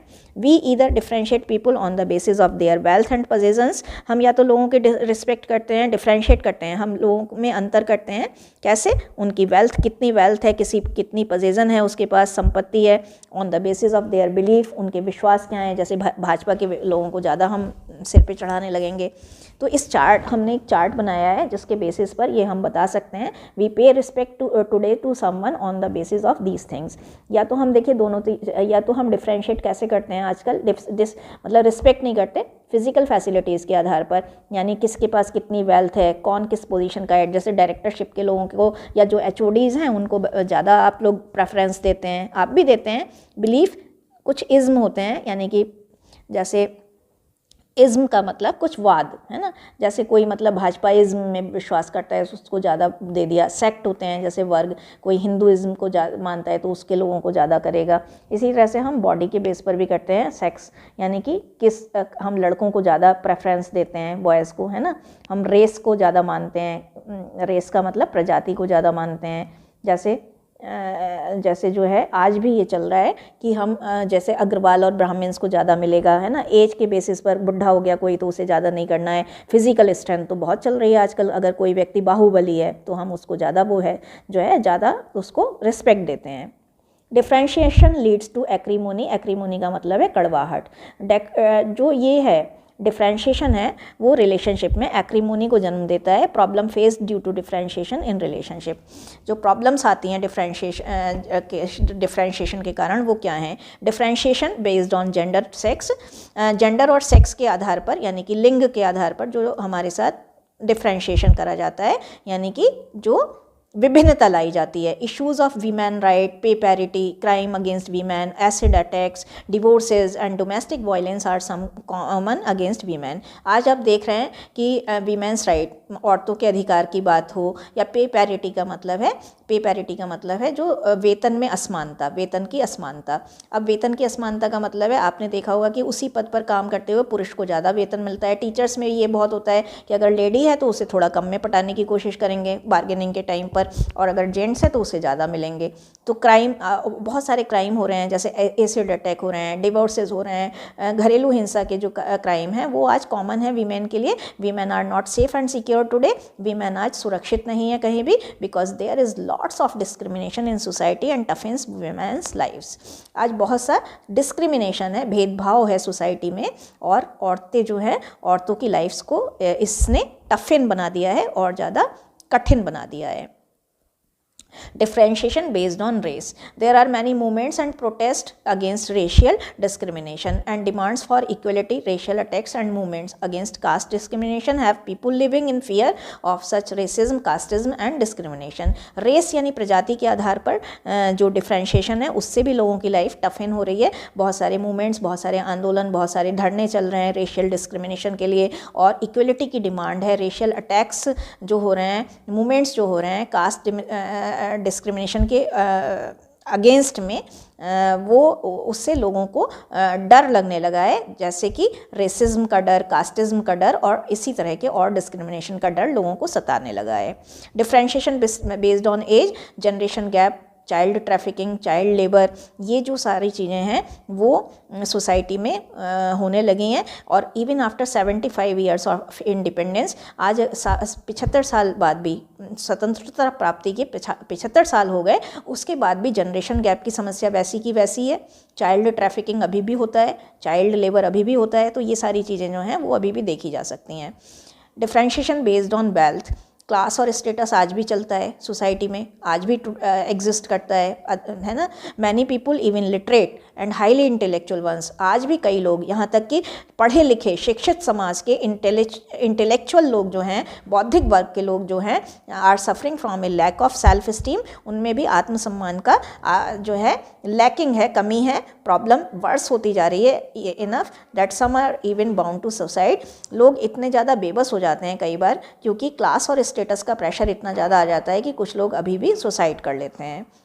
Differentiation based on post and designation, आज भी आपने देखा होगा कि जो हाई रैंक के ऑफिसर हैं वो सबऑर्डिनेट्स के साथ बड़ा अलग करके व्यवहार करते हैं। डिफरेंटली का मतलब है अलग करके व्यवहार करते हैं, उन्हें इन्फीरियर करके व्यवहार करते हैं। They want to make others dance to their tunes, वो जो है उनसे नीचे वाले लोगों को अपने अपने अपने अपने ट्यून पर नचाना चाहते हैं, यानी कि अपने कदमों पे नचाना चाहते हैं। Difference between respect and disrespect, differentiation. Respect जो है उसका मतलब ही राइट इवैल्यूएशन है या इंडिविजुअलिटी को जो है अटेंशन देना, जबकि lack of understanding of respect is disrespect. Respect में अंडरस्टैंडिंग की लैक, समझ की कमी होना ही डिसरिस्पेक्ट है। Respect for others is generated by the right evaluation and understanding which leads to fulfillment in relationship. दूसरों के लिए रिस्पेक्ट कैसे जनरेट होती है? एक तो सही मूल्यांकन करने से दूसरों का, और उनको अंडरस्टैंडिंग करने से, और अगर हम सही मूल्यांकन और समझ विकसित करेंगे दूसरों के लिए तो इससे क्या आएगा? रिलेशनशिप में फुलफिलमेंट यानी कि परिपूर्णता आएगी। This further creates a sense of respect among people. जब आप दूसरों के साथ राइट इवैल्यूएशन करेंगे उनका, और तो फिर ये तो एक म्यूचुअल फीलिंग है, दूसरों को समझेंगे तो ऐसे इससे उनकी तरफ से भी सेंस ऑफ रिस्पेक्ट डेवलप होगा। जबकि disrespect can take the form of gender bias, generation gap, caste struggle, power play और domination, communal violence, clashes of race और रिलीजन, है ना, class struggle and alike. Disrespect जो है वो बहुत सारे फॉर्म में आ सकता है, जैसे जेंडर बायस होना, है ना, लड़कियों के लिए ज़्यादा कर देना या लड़कों के लिए कम कर देना, या फिर उल्टा हो सकता है लड़कों को ज़्यादा ध्यान देना, लड़कियों पर कम ध्यान देना। जैसे कि फैमिलीज़ में लड़कों को दूध पिलाया जाता है, लड़कियों को इग्नोर कर दिया जाता है कि क्या करोगी इतनी ताकत का। जनरेशन गैप होना, है ना, कास्ट स्ट्रगल होना, पावर प्ले, जो ज़्यादा बाहुबली हैं वो ज़्यादा छोटे लोगों को दबा लेना, डोमिनेशन यानी प्रभुत्व होना, है ना, प्रभुत्व जमाना, कम्युनल वायलेंस का मतलब है सांप्रदायिक अशांति, सांप्रदायिक दंगे, है ना, रेस और रिलीजन के क्लैशेस, क्लास स्ट्रगल, और इस तरह से कई चीज़ों में देखने को मिल सकता है। तो इस डिस्कस करने जा रहे हैं what is the difference between intention and competence. मैंने जैसे कि पहले भी बताया था, this is very very important question, किसी ना किसी फॉर्म में पूछा ही जाएगा। तो इंटेंशन का मतलब है what we want to be, and मतलब हम क्या एस्पायर करते हैं, what we aspire to be, क्या बनने की आकांक्षा करते हैं। और कॉम्पिटेंस ये है कि हमारी what is our ability to fulfil the aspiration, जो हम चाहते हैं, जो बनना चाहते हैं, उसको वो बनना चाहने के लिए हमारी कैपेबिलिटी क्या है, हमारी क्षमताएं क्या हैं। तो और भी लेंथ में इस डिस्कशन को हम पूरा करेंगे। Both intentions and competence are the aspect of trust. दोनों ही, चाहे बात करें इंटेंशन की या बात करें कॉम्पिटेंस की, दोनों ही ट्रस्ट के एस्पेक्ट हैं, ट्रस्ट के ही पहलू हैं, ट्रस्ट के ही पक्ष हैं। इंटेंशन क्या है आपको यहाँ पर क्लियर कर देना है। Intention is what one aspires for. Intention का मतलब है हम क्या बनने की आकांक्षा करते हैं, एस्पायर करते हैं, क्या बनना चाहते हैं, यानी हमारा नेचुरल एक्सेप्टेंस क्या है, यानी हमें स्वाभाविक रूप से क्या स्वीकार्य है। एंड कॉम्पिटेंस का मतलब है the ability to fulfil the aspiration, जो हमारी महत्वाकांक्षा, जो हमारी आकांक्षा है उसको पूरा करने के लिए हमारी क्षमता क्या है, हमारी एबिलिटी क्या है। In intention, every human being wants to do what is right. Intention में हर ह्यूमन बीइंग ये चाहता है कि सही करे, वो अच्छा से अच्छा करे, बेस्ट करे, अच्छा करे। ओनली कॉम्पिटेंस में be lacking which needs to be developed through proper understanding. तो कॉम्पिटेंस में क्या, एक्चुअली कॉम्पिटेंस क्या है कि एस्पिरेशन में तो, इंटेंशन में तो हर कोई चाहता है कि वो सबसे अच्छा करे, अच्छा से अच्छा करे, लेकिन कॉम्पिटेंस में बी लैकिंग। कई बार क्या होता है, कई संदर्भों में कॉम्पिटेंस की कमी हो सकती है, कॉम्पिटेंस मिसिंग हो सकता है। लैकिंग का मतलब है कॉम्पिटेंस मिसिंग हो सकता है, यानी क्षमता, हमारी योग्यता जो है वो मिसिंग हो सकती है। जैसे मैं नेट क्वालिफाई करना चाहती हूँ बट मेरी कॉम्पिटेंस मिसिंग है, लैकिंग है, और वो कॉम्पिटेंस हमें क्या, प्रॉपर अंडरस्टैंडिंग से डेवलप करनी है, प्रैक्टिस से डेवलप करनी है। यानी आप में से हर कोई इंग्लिश बोलना चाहता है, तो ये तो उसकी इंटेंशन हो गई, लेकिन कॉम्पिटेंसी क्या है कि हमारी इंग्लिश बोलने की अभी कॉम्पिटेंसी नहीं है, जो कि हमें प्रॉपर अंडरस्टैंडिंग से, प्रॉपर प्रैक्टिस से डेवलप करनी है। But what we are doing today is that what we are judging ourselves. लेकिन हम आज जो कुछ भी कर रहे हैं वो कैसे कर रहे हैं? When we are judging ourselves, we are judging based on our intention. हम आज जो कुछ भी कर रहे हैं उसको हम जज कर रहे हैं, जब उसके आधार पर, जब हम अपने आप को जज कर रहे हैं तो हम अपनी इंटेंशन के आधार पर अपने आप को जज कर रहे हैं। Whereas when we are judging the other, जबकि हम दूसरों को जब जज कर रहे हैं तो हम उन्हें उनकी काबिलियत के हिसाब से जज कर रहे हैं। यानी हमने इतना अपने आप को इस संकीर्ण बना लिया है, नैरो माइंडेड बना लिया है कि जब हमें अपने आप को जज करना होता है तो हम अपनी इंटेंशन के बेसिस पर जज करने लगते हैं कि हम क्या बनना चाहते हैं, मतलब हमारी आकांक्षा क्या है। लेकिन जब हमें दूसरे लोगों को जज करना होता है तो हम उनकी कॉम्पिटेंस के आधार पर, काबिलियत के आधार पर जज कर लेते हैं, जैसे कि वो हमारे साथ अच्छा नहीं करना चाहता। है ना। We trust on our intention, हम अपनी इंटेंशन पर ट्रस्ट करते हैं, लेकिन जब बात दूसरों की आती है, while we are not ready to trust the others intention, जब बात दूसरों पर ट्रस्ट करने की आती है तो we are not ready to trust the others intention, हम दूसरों की इंटेंशन पर ट्रस्ट करने के लिए तैयार ही नहीं होते हैं। It is the same for other as well, और ऐसा ही दूसरे के पक्ष में भी है। दूसरा क्या है, दूसरा व्यक्ति भी उसकी खुद की इंटेंशन में तो ट्रस्ट करता है, लेकिन दूसरा व्यक्ति भी हमारी इंटेंशन पर ट्रस्ट करने के लिए तैयार ही नहीं है। तो क्लैशेस यहाँ पर होते हैं। We find that while we look at our intention, we are sure of it. हम ये पाते हैं कि जब हम अपनी इंटेंशन पर गौर करते हैं, look at का मतलब गौर तलब करते हैं, तो क्या करते हैं, तो हमें क्या लगता है, we are sure of it, हम बिल्कुल श्योर हैं। We are not sure of the others intention, हम अपनी इंटेंशन के लिए तो श्योर हैं, we are sure of our intention, लेकिन हम दूसरे की इंटेंशन के लिए श्योरिटी नहीं ले सकते। We are actually seeing their competence, जब उनके इंटेंशन पर श्योरिटी लेने की, ट्रस्ट करने की बात आती है, तो हम उनकी इंटेंशन पे ट्रस्ट ना करके हम उनकी कॉम्पिटेंसी पर ट्रस्ट करने लगते हैं, उनकी कॉम्पिटेंसी को जज करने लगते हैं, उनकी कॉम्पिटेंसी को देखने लगते हैं, और कंक्लूजन हम क्या बनाते हैं, making a conclusion on their intention, और उस बेसिस पर उनकी कॉम्पिटेंसी को देखकर, उनकी कॉम्पिटेंसी को जज करके हम उनकी इंटेंशन पर कंक्लूजन निकालने लगते हैं। तो इसी कारण से mistrust is born and we deny the relationship. तो इस कारण से मिसट्रस्ट होता है, यानी ट्रस्ट नहीं डेवलप हो पाता, और जहां पर ट्रस्ट नहीं डेवलप हो पाता वहां रिलेशनशिप डिनाई हो जाती है, खत्म हो जाती है।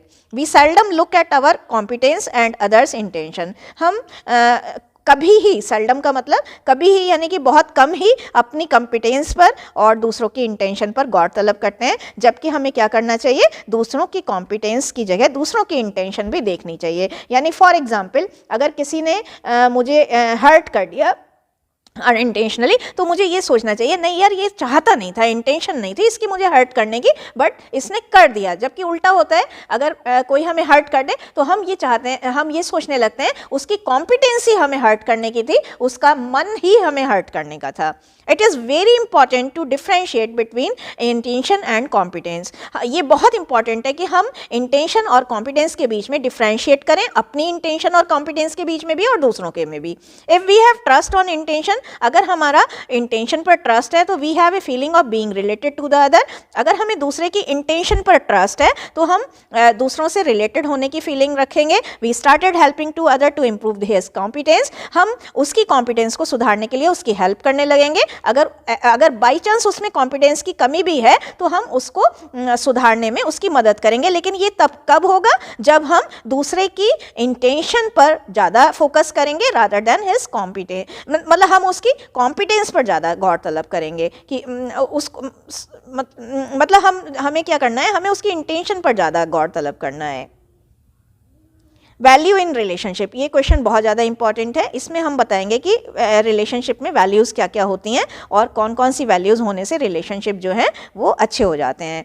सर्टेन बेसिक और इम्पॉर्टेंट वैल्यूज़ हैं रिलेशनशिप मेंटेन करने की, और ये वैल्यूज़ हम जानते हैं, ये वैल्यूज़ जो हैं वो हेल्थी और हैप्पी फैमिली रिलेशन का आधार हैं। ये फीलिंग्स, ये इमोशन, ये सेंटीमेंट, ये रिस्पेक्ट, ये सब रियल इम्पोर्टेंस की हैं, इनकी सबकी वास्तविक वैल्यू है। और यही वैल्यूज़ जो हैं वो अगर lead to elimination of friction, इन्हीं वैल्यूज़ के होने से फ्रिक्शन का एलिमिनेशन होता है, यानी जो फ्रिक्शन है, दरार है, उनको वो हटती है, उसको एलिमिनेट कर सकते हैं, उसको कम कर सकते हैं, उसको बाहर कर सकते हैं। और इन्हीं वैल्यूज़ के होने से टोटल हार्मनी आती है, इस्टेब्लिशमेंट आता है, और इसी हार्मनी के होने से रिलेशनशिप में लॉन्ग टर्म बेसिस पर हम उन्हें इस्टेब्लिश कर सकते हैं। तो पहला जो है रिलेशनशिप का वैल्यू वो ट्रस्ट है।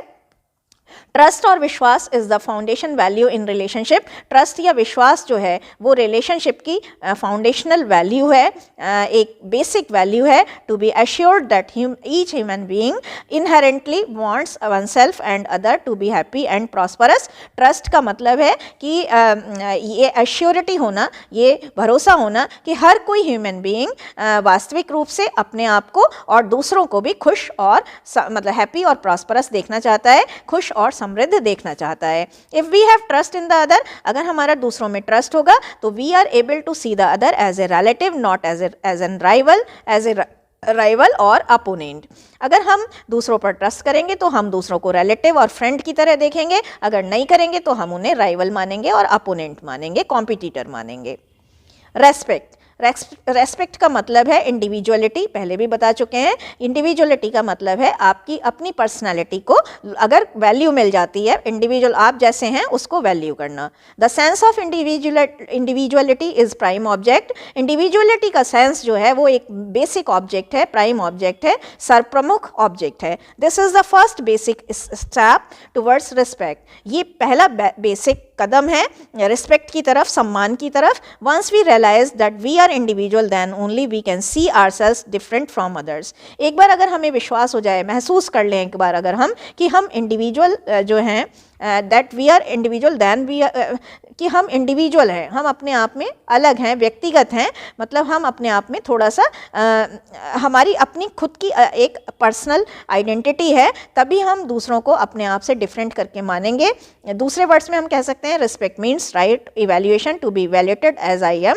रिस्पेक्ट का मतलब या तो इंडिविजुअलिटी है या फिर राइट इवैल्यूएशन करना है, जैसा मैं हूँ उसी आधार पर मेरा आकलन करना, मेरा मूल्यांकन करना। Affection, affection is the feeling of being related to the other. Affection का मतलब है कि दूसरे से रिलेट होने की feeling. Affection comes when I recognise that we both want to make each others happy and we both are similar. Affection कब आता है? जब मैं ये पहचान लेता हूँ कि हम दोनों ही एक दूसरे को खुश रखना चाहते हैं और हम दोनों ही समान हैं, हम में से कोई भी एक दूसरे से अलग नहीं है, कोई छोटा बड़ा नहीं है। देखिए, इनकी डेफिनेशन लिखने वाले को भी 2 मार्क्स में आ सकती है और ये क्वेश्चन भी 7 मार्क्स के लिए इंपॉर्टेंट है। Care, the feeling of care is the feeling to nurture and protect the body of our relative. Care की फीलिंग क्या है? नर्चर करना और प्रोटेक्ट करना बॉडी ऑफ आवर रिलेटिव, यानी क्लोज वन, जो हमारा नियर एंड डियर है, जो हमारा रिलेटिव है, जो हमारा क्लोज्ड वन है, उसकी बॉडी को प्रोटेक्ट करना, बचाना, और उसकी बॉडी को नर्चर करना यानी कि पालन पोषण करना। ये मतलब उसकी बॉडी को फलने फूलने के लिए विकास के अवसर प्रदान करना, यही केयर है। जैसे आपके सिर में दर्द हो तो आपकी बॉडी को नर्चर करना, है ना। और इन अदर वर्ड्स, दूसरे वर्ड्स में, ए स्टेट ऑफ माइंड, ये एक ऐसी माइंड की दशा है in which one is ready to console us, जिसमें एक व्यक्ति हमें कंसोल यानी सांत्वना देने के लिए तैयार है, एक व्यक्ति हमें सपोर्ट करने के लिए तैयार है, मोटिवेट करने के लिए तैयार है, हील करने के लिए तैयार है। हील का मतलब आराम पहुंचाने के लिए तैयार है। जब व्हेन वी आर समवेयर और समवट ट्रबल्ड, जब हम कहीं और थोड़ा बहुत कहीं, थोड़ा बहुत कुछ ट्रबल में हो, वरीड हो, एनेक्शियस हो, तो ऐसे टाइम में, हमारी ट्रबलसम टाइम में, वरीड में, हमारी एनेक्शियस एंजाइटीज़ में, जब कोई व्यक्ति हमें कंसोल करने के लिए, सपोर्ट करने के लिए, मोटिवेट करने के लिए, हील करने के लिए तैयार है, तो यही फीलिंग जो है वो, यही माइंड की सोच जो है वो केयर कहलाती है। Guidance, the feeling of ensuring right understanding and feelings in other is called guidance. Guidance का मतलब है कि दूसरे में, यानी मेरे रिलेटिव में, यानी कि मेरे नियर एंड डियर वन में राइट अंडरस्टैंडिंग और फीलिंग्स जो हैं उनका एंश्योर करना, उनको सुनिश्चित करने की जो भावना, यानी मुझे जो कोई जानता है, जिसको मैं जानता हूँ, उसके अंदर मैं राइट अंडरस्टैंडिंग की फीलिंग डेवलप कर सकूँ, सही समझ विकसित कर सकूँ और अच्छी फीलिंग विकसित कर सकूं और इनकी श्योरिटी कर सकूं, यही फीलिंग जो है वो गाइडेंस है। We understand the need of self for right understanding and feelings. हम जो है सेल्फ की नीड को, यानी आई की जो नीड है उसे समझते हैं। आई की नीड क्या है? राइट अंडरस्टैंडिंग की और फीलिंग्स की है।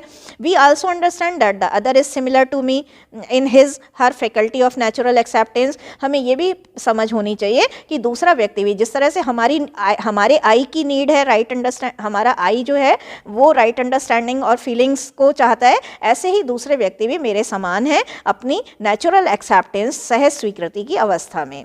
उनकी भी desire of wanting continuous happiness, उनकी भी डिज़ायर है कि वो कंटिन्यूस हैप्पीनेस में रह सकें, and the programme of living in harmony at all the 4 levels, और उनकी भी ये एक्सपेक्टेशन है कि वो भी चारों लेवल्स पर हार्मनी के प्रोग्राम को जी सकें, यानी चारों लेवल्स पर उनकी भी हार्मनी डेवलप हो जाए। तो यही फीलिंग्स जो है वो गाइडेंस है कि मैं अपनी नीड के साथ साथ दूसरे की फीलिंग्स को भी समझूं, दूसरे को की नेचुरल एक्सेप्टेंस की प्रवृत्ति को समझूं, और ये समझूं कि दूसरा व्यक्ति जो है वो कंटिन्यूस हैप्पीनेस में रहना चाहता है और उसका प्रोग्राम जो है वो भी हार्मनी में रहने का है चारों लेवल्स पर। बस मैं उसको यही सिखा पाऊँ, उसकी यही समझ, उसकी यही फीलिंग्स को एंश्योर कर पाऊँ। रेवरेंस का मतलब श्रद्धा होता है। The feeling of acceptance of excellence in the other is called reverence. अब जो है दूसरे व्यक्ति को की जो एक्सीलेंस है, दूसरे व्यक्ति की जो वरिष्ठता है, जो एक्सीलेंस है, जो उसकी जो उसकी बेस्ट नेस है, यानी कि जो अच्छाई है, उसको एक्सेप्ट करने की फीलिंग श्रद्धा है। When we say that the other has achieved this excellence which means to understand and to live in harmony at the levels at all the levels of living ensuring continuous of happiness, we have a feeling of reverence for him her. तो when we see that the other, जब हमें ये लगता है, जब हम ये देखते हैं कि दूसरे ने ये एक्सीलेंस प्राप्त कर लिया है, ये उसका एक्सपर्टाइजेशन हो चुका है, ये योग्यता उसको प्राप्त हो चुकी है कि विच मीन्स टू अंडरस्टैंड, जिसका मतलब है अंडरस्टैंड मतलब दूसरे व्यक्ति में ये योग्यता होना कि वो भी चारों लेवल पर हार्मनी में रह सके, उसकी भी सुख समृद्धि की कंटिन्यूटी इंश्योर हो सके। तो अगर हमें लगता है कि दूसरा व्यक्ति इस तरह से रह सकता है तो हमें उसके अंदर, हमारे अंदर उसके लिए रेवरेंस है। Glory. Each one of us wants to live with continuous happiness and prosperity. हम में से हर कोई continuous happiness और prosperity चाहता है। कोई भी ये नहीं चाहता कि आज सुख है तो कल दुख हो जाए, आज समृद्धि है तो कल ना हो। तो हम में से हर कोई कंटिन्यूशन में हैप्पीनेस और समृद्धि चाहता है। Each one of has a similar faculty of natural acceptance. हम में से हर कोई, चाहे आप हो या मैं हूँ या कोई और हो, हर कोई ये चाहता है कि नेचुरल एक्सेप्टेंस, सहज स्वीकृति, हैप्पीनेस और प्रॉस्पेरिटी की मिलती रहे। हैज़ द सेम गोल और प्रोग्राम, सबका सेम गोल और सेम प्रोग्राम होता है, सबके अंदर सेम पोटेंशियल होता है। इस बात को रियलाइज़ करने के लिए तो ग्लोरी क्या है? Glory is the feeling for someone who has made efforts for excellence. Glory जो है वो किसी व्यक्ति के लिए, ये भावना जिसने एक्सीलेंस के लिए एफर्ट्स बनाए हैं, उसके लिए भावना रखना ही ग्लोरी है। ग्रैटिट्यूड, ग्रैटिट्यूड का मतलब उदारता। Gratitude is a feeling of acceptance for those who have made efforts for my excellence. Gratitude का मतलब है उन लोगों के लिए एक्सेप्टेंस की फीलिंग रखना जिन लोगों ने मेरी एक्सीलेंस के लिए प्रयत्न करे हैं। Love, love is the emotion of strong affection. Love जो है वो स्ट्रॉन्ग अफेक्शन का इमोशन है, पर्सनल अटैचमेंट का इमोशन है। इन अदर वर्ड्स, दूसरे वर्ड्स में हम ये कह सकते हैं, love is the feeling of warm personal attachment और डीप अफेक्शन। लव जो है वो गहरे पर्सनल अटैचमेंट की अवस्था, डीप अफेक्शन बहुत गहरे प्रेम की अवस्था है, जैसा कि एक पेरेंट की चाइल्ड के लिए फीलिंग होती है और स्पाउस की आपस में फीलिंग होती है। तो इस तरह से ये हमारी वैल्यूज़ थी। और दोस्तों हमारा अगला टॉपिक है comprehensive human goals. Comprehensive words की बात करें तो इसका मतलब होता है व्यापक, यानी हमारा अल्टीमेट और आखिरी ह्यूमन गोल क्या है, किसी भी व्यक्ति का इस दुनिया में होने का व्यापक लक्ष्य क्या है। This is the question that we are going to discuss. The programme to achieve comprehensive human goals. अब कॉम्प्रिहेंसिव ह्यूमन गोल को अचीव करने के लिए हमें क्या प्रोग्राम अडॉप्ट करना पड़ेगा, क्या प्रोग्राम हमें लेना पड़ेगा, that is the question and discussion. तो अगर हम कॉम्प्रिहेंसिव ह्यूमन गोल्स को अचीव करना चाहते हैं, यानी मानव होने के व्यापक टारगेट को अचीव करना चाहते हैं, तो हमको राइट अंडरस्टैंडिंग यानी कि सही समझ डेवलप करनी होगी। सही समझ किसके हमें प्रॉस्पेरिटी का सही अर्थ समझना होगा, यानी समृद्धि को सही अर्थों में समझना होगा। फियरलेसनेस, हमारे अंदर निडरता होनी चाहिए। और हमें को एग्जिस्टेंस यानी सह अस्तित्व के बारे में पता होना चाहिए।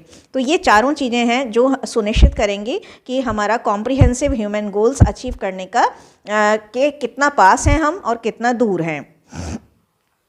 आगे बढ़ते हैं। आगे ये है कि programmes needed to achieve the comprehensive human goals are. Programme जो कॉम्प्रिहेंसिव ह्यूमन गोल्स को अचीव करने के लिए हमें अडॉप्ट करना है। पहला है एजुकेशन।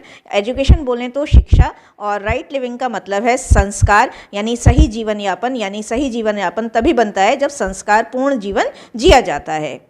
आगे आता है हेल्थ। हेल्थ की बात करें तो हेल्थ स्वास्थ्य, यानी हमें स्वास्थ्य को सुनिश्चित करना होगा और सेल्फ रेगुलेशन को सुनिश्चित करना होगा, यानी हमें संयम से रहना होगा, यानी कि हमें to be in self discipline, self control रहना होगा। सेल्फ डिसिप्लिन और सेल्फ कंट्रोलिंग में रहना होगा। आगे बात करते हैं जस्टिस और प्रिजर्वेशन। जस्टिस का तो पता ही है, न्याय, और प्रिजर्वेशन का मतलब है सुरक्षा को सुनिश्चित करना होगा। प्रोडक्शन और वर्क यानी उत्पादन और क्रिया को पर ध्यान देना होगा। क्या हमारे कर्म हैं और क्या उसका उत्पादन आउटकम निकल रहा है। एक्सचेंज और स्टोरेज, एक्सचेंज का मतलब है विनिमय और स्टोरेज का मतलब है कि कोष, यानी कि एक्सचेंज, हमें किन चीज़ों का एक्सचेंज करना है, अभी हम आगे भी पढ़ेंगे इस बारे में, और किन चीज़ों का स्टोरेज करना है। तो एक्सचेंज विनिमय के बारे में और स्टोरेज कोष के बारे में हमें पढ़ना होगा। अब अगर बात करें तो पहला है हमारा एजुकेशन यानी शिक्षा और राइट लिविंग यानी संस्कार। तो अगर हम एजुकेशन की बात करें तो education refers to understanding and maintaining harmony at all 4 levels of living. Education का मतलब है, यानी कि अगर आपके पास सही एजुकेशन है तो एजुकेशन हमें ये सिखाती है कि हमें चारों लेवल्स पर, यानी कि स्वयं के साथ सेल्फ, सोसाइटी के साथ, फैमिली के साथ और नेचर के साथ कैसे इन सारे लेवल्स पर, इन चारों लेवल्स पर किस तरह से हमें हार्मनी यानी मधुरता यानी कि लय को मेंटेन करना है और लय को समझना है। वाइल राइट लिविंग रेफर्स, अब राइट लिविंग का क्या मतलब है? It refers to commitment and preparedness to live in harmony at all 4 levels of living. Right living का मतलब है कि हमारा कमिटमेंट, हमारा प्रॉमिस है ना, हमारा प्रॉमिस और हमारा कमिटमेंट और हमारी तैयारी। प्रिपेयर्डनेस का मतलब है क्या हमारी तैयारी है कि हम इन चारों लेवल्स पर हार्मनी सुनिश्चित कर सकें। तो इन चारों लेवल्स पर हार्मनी से रहने की हमारी क्या प्रिपेयर्डनेस है और क्या हमारा कमिटमेंट है, ये हमारे संस्कार हैं। और एजुकेशन का मतलब तो है कि चारों लेवल्स पर हार्मनी को समझना और हार्मनी को मेंटेन करना, ये एजुकेशन है। और संस्कार का मतलब है कि हमारी चारों लेवल्स पर हार्मनी मेंटेन करने की क्या प्रिपेयर्डनेस और किस तरह का कमिटमेंट है। आगे आता है हेल्थ और सेल्फ रेगुलेशन। हेल्थ का मतलब तो है ही स्वास्थ्य, और स्वास्थ्य का मतलब है, यहाँ पर स्वास्थ्य है, ये स्वास्थ्य का मतलब है, स्वास्थ्य refers to a feeling of responsibility. स्वास्थ्य में आती है कि हमें रिस्पॉन्सिबिलिटी लेनी होगी, जिम्मेदारी लेनी होगी of how to nurture, protect and right utilisation of our body. किस हमें अपनी रिस्पॉन्सिबिलिटी लेनी होगी, हमें जिम्मेदारी महसूस करनी होगी कि किस तरह से हम अपनी बॉडी को नर्चर करें, यानी कि पोषित करें। नर्चर का मतलब है पोषित करें। किस तरह से हम अपनी बॉडी को प्रोटेक्ट करें, उसका बचाव करें, और किस तरह से अपनी बॉडी से सही काम लें, उससे राइट यूटिलाइजेशन लें।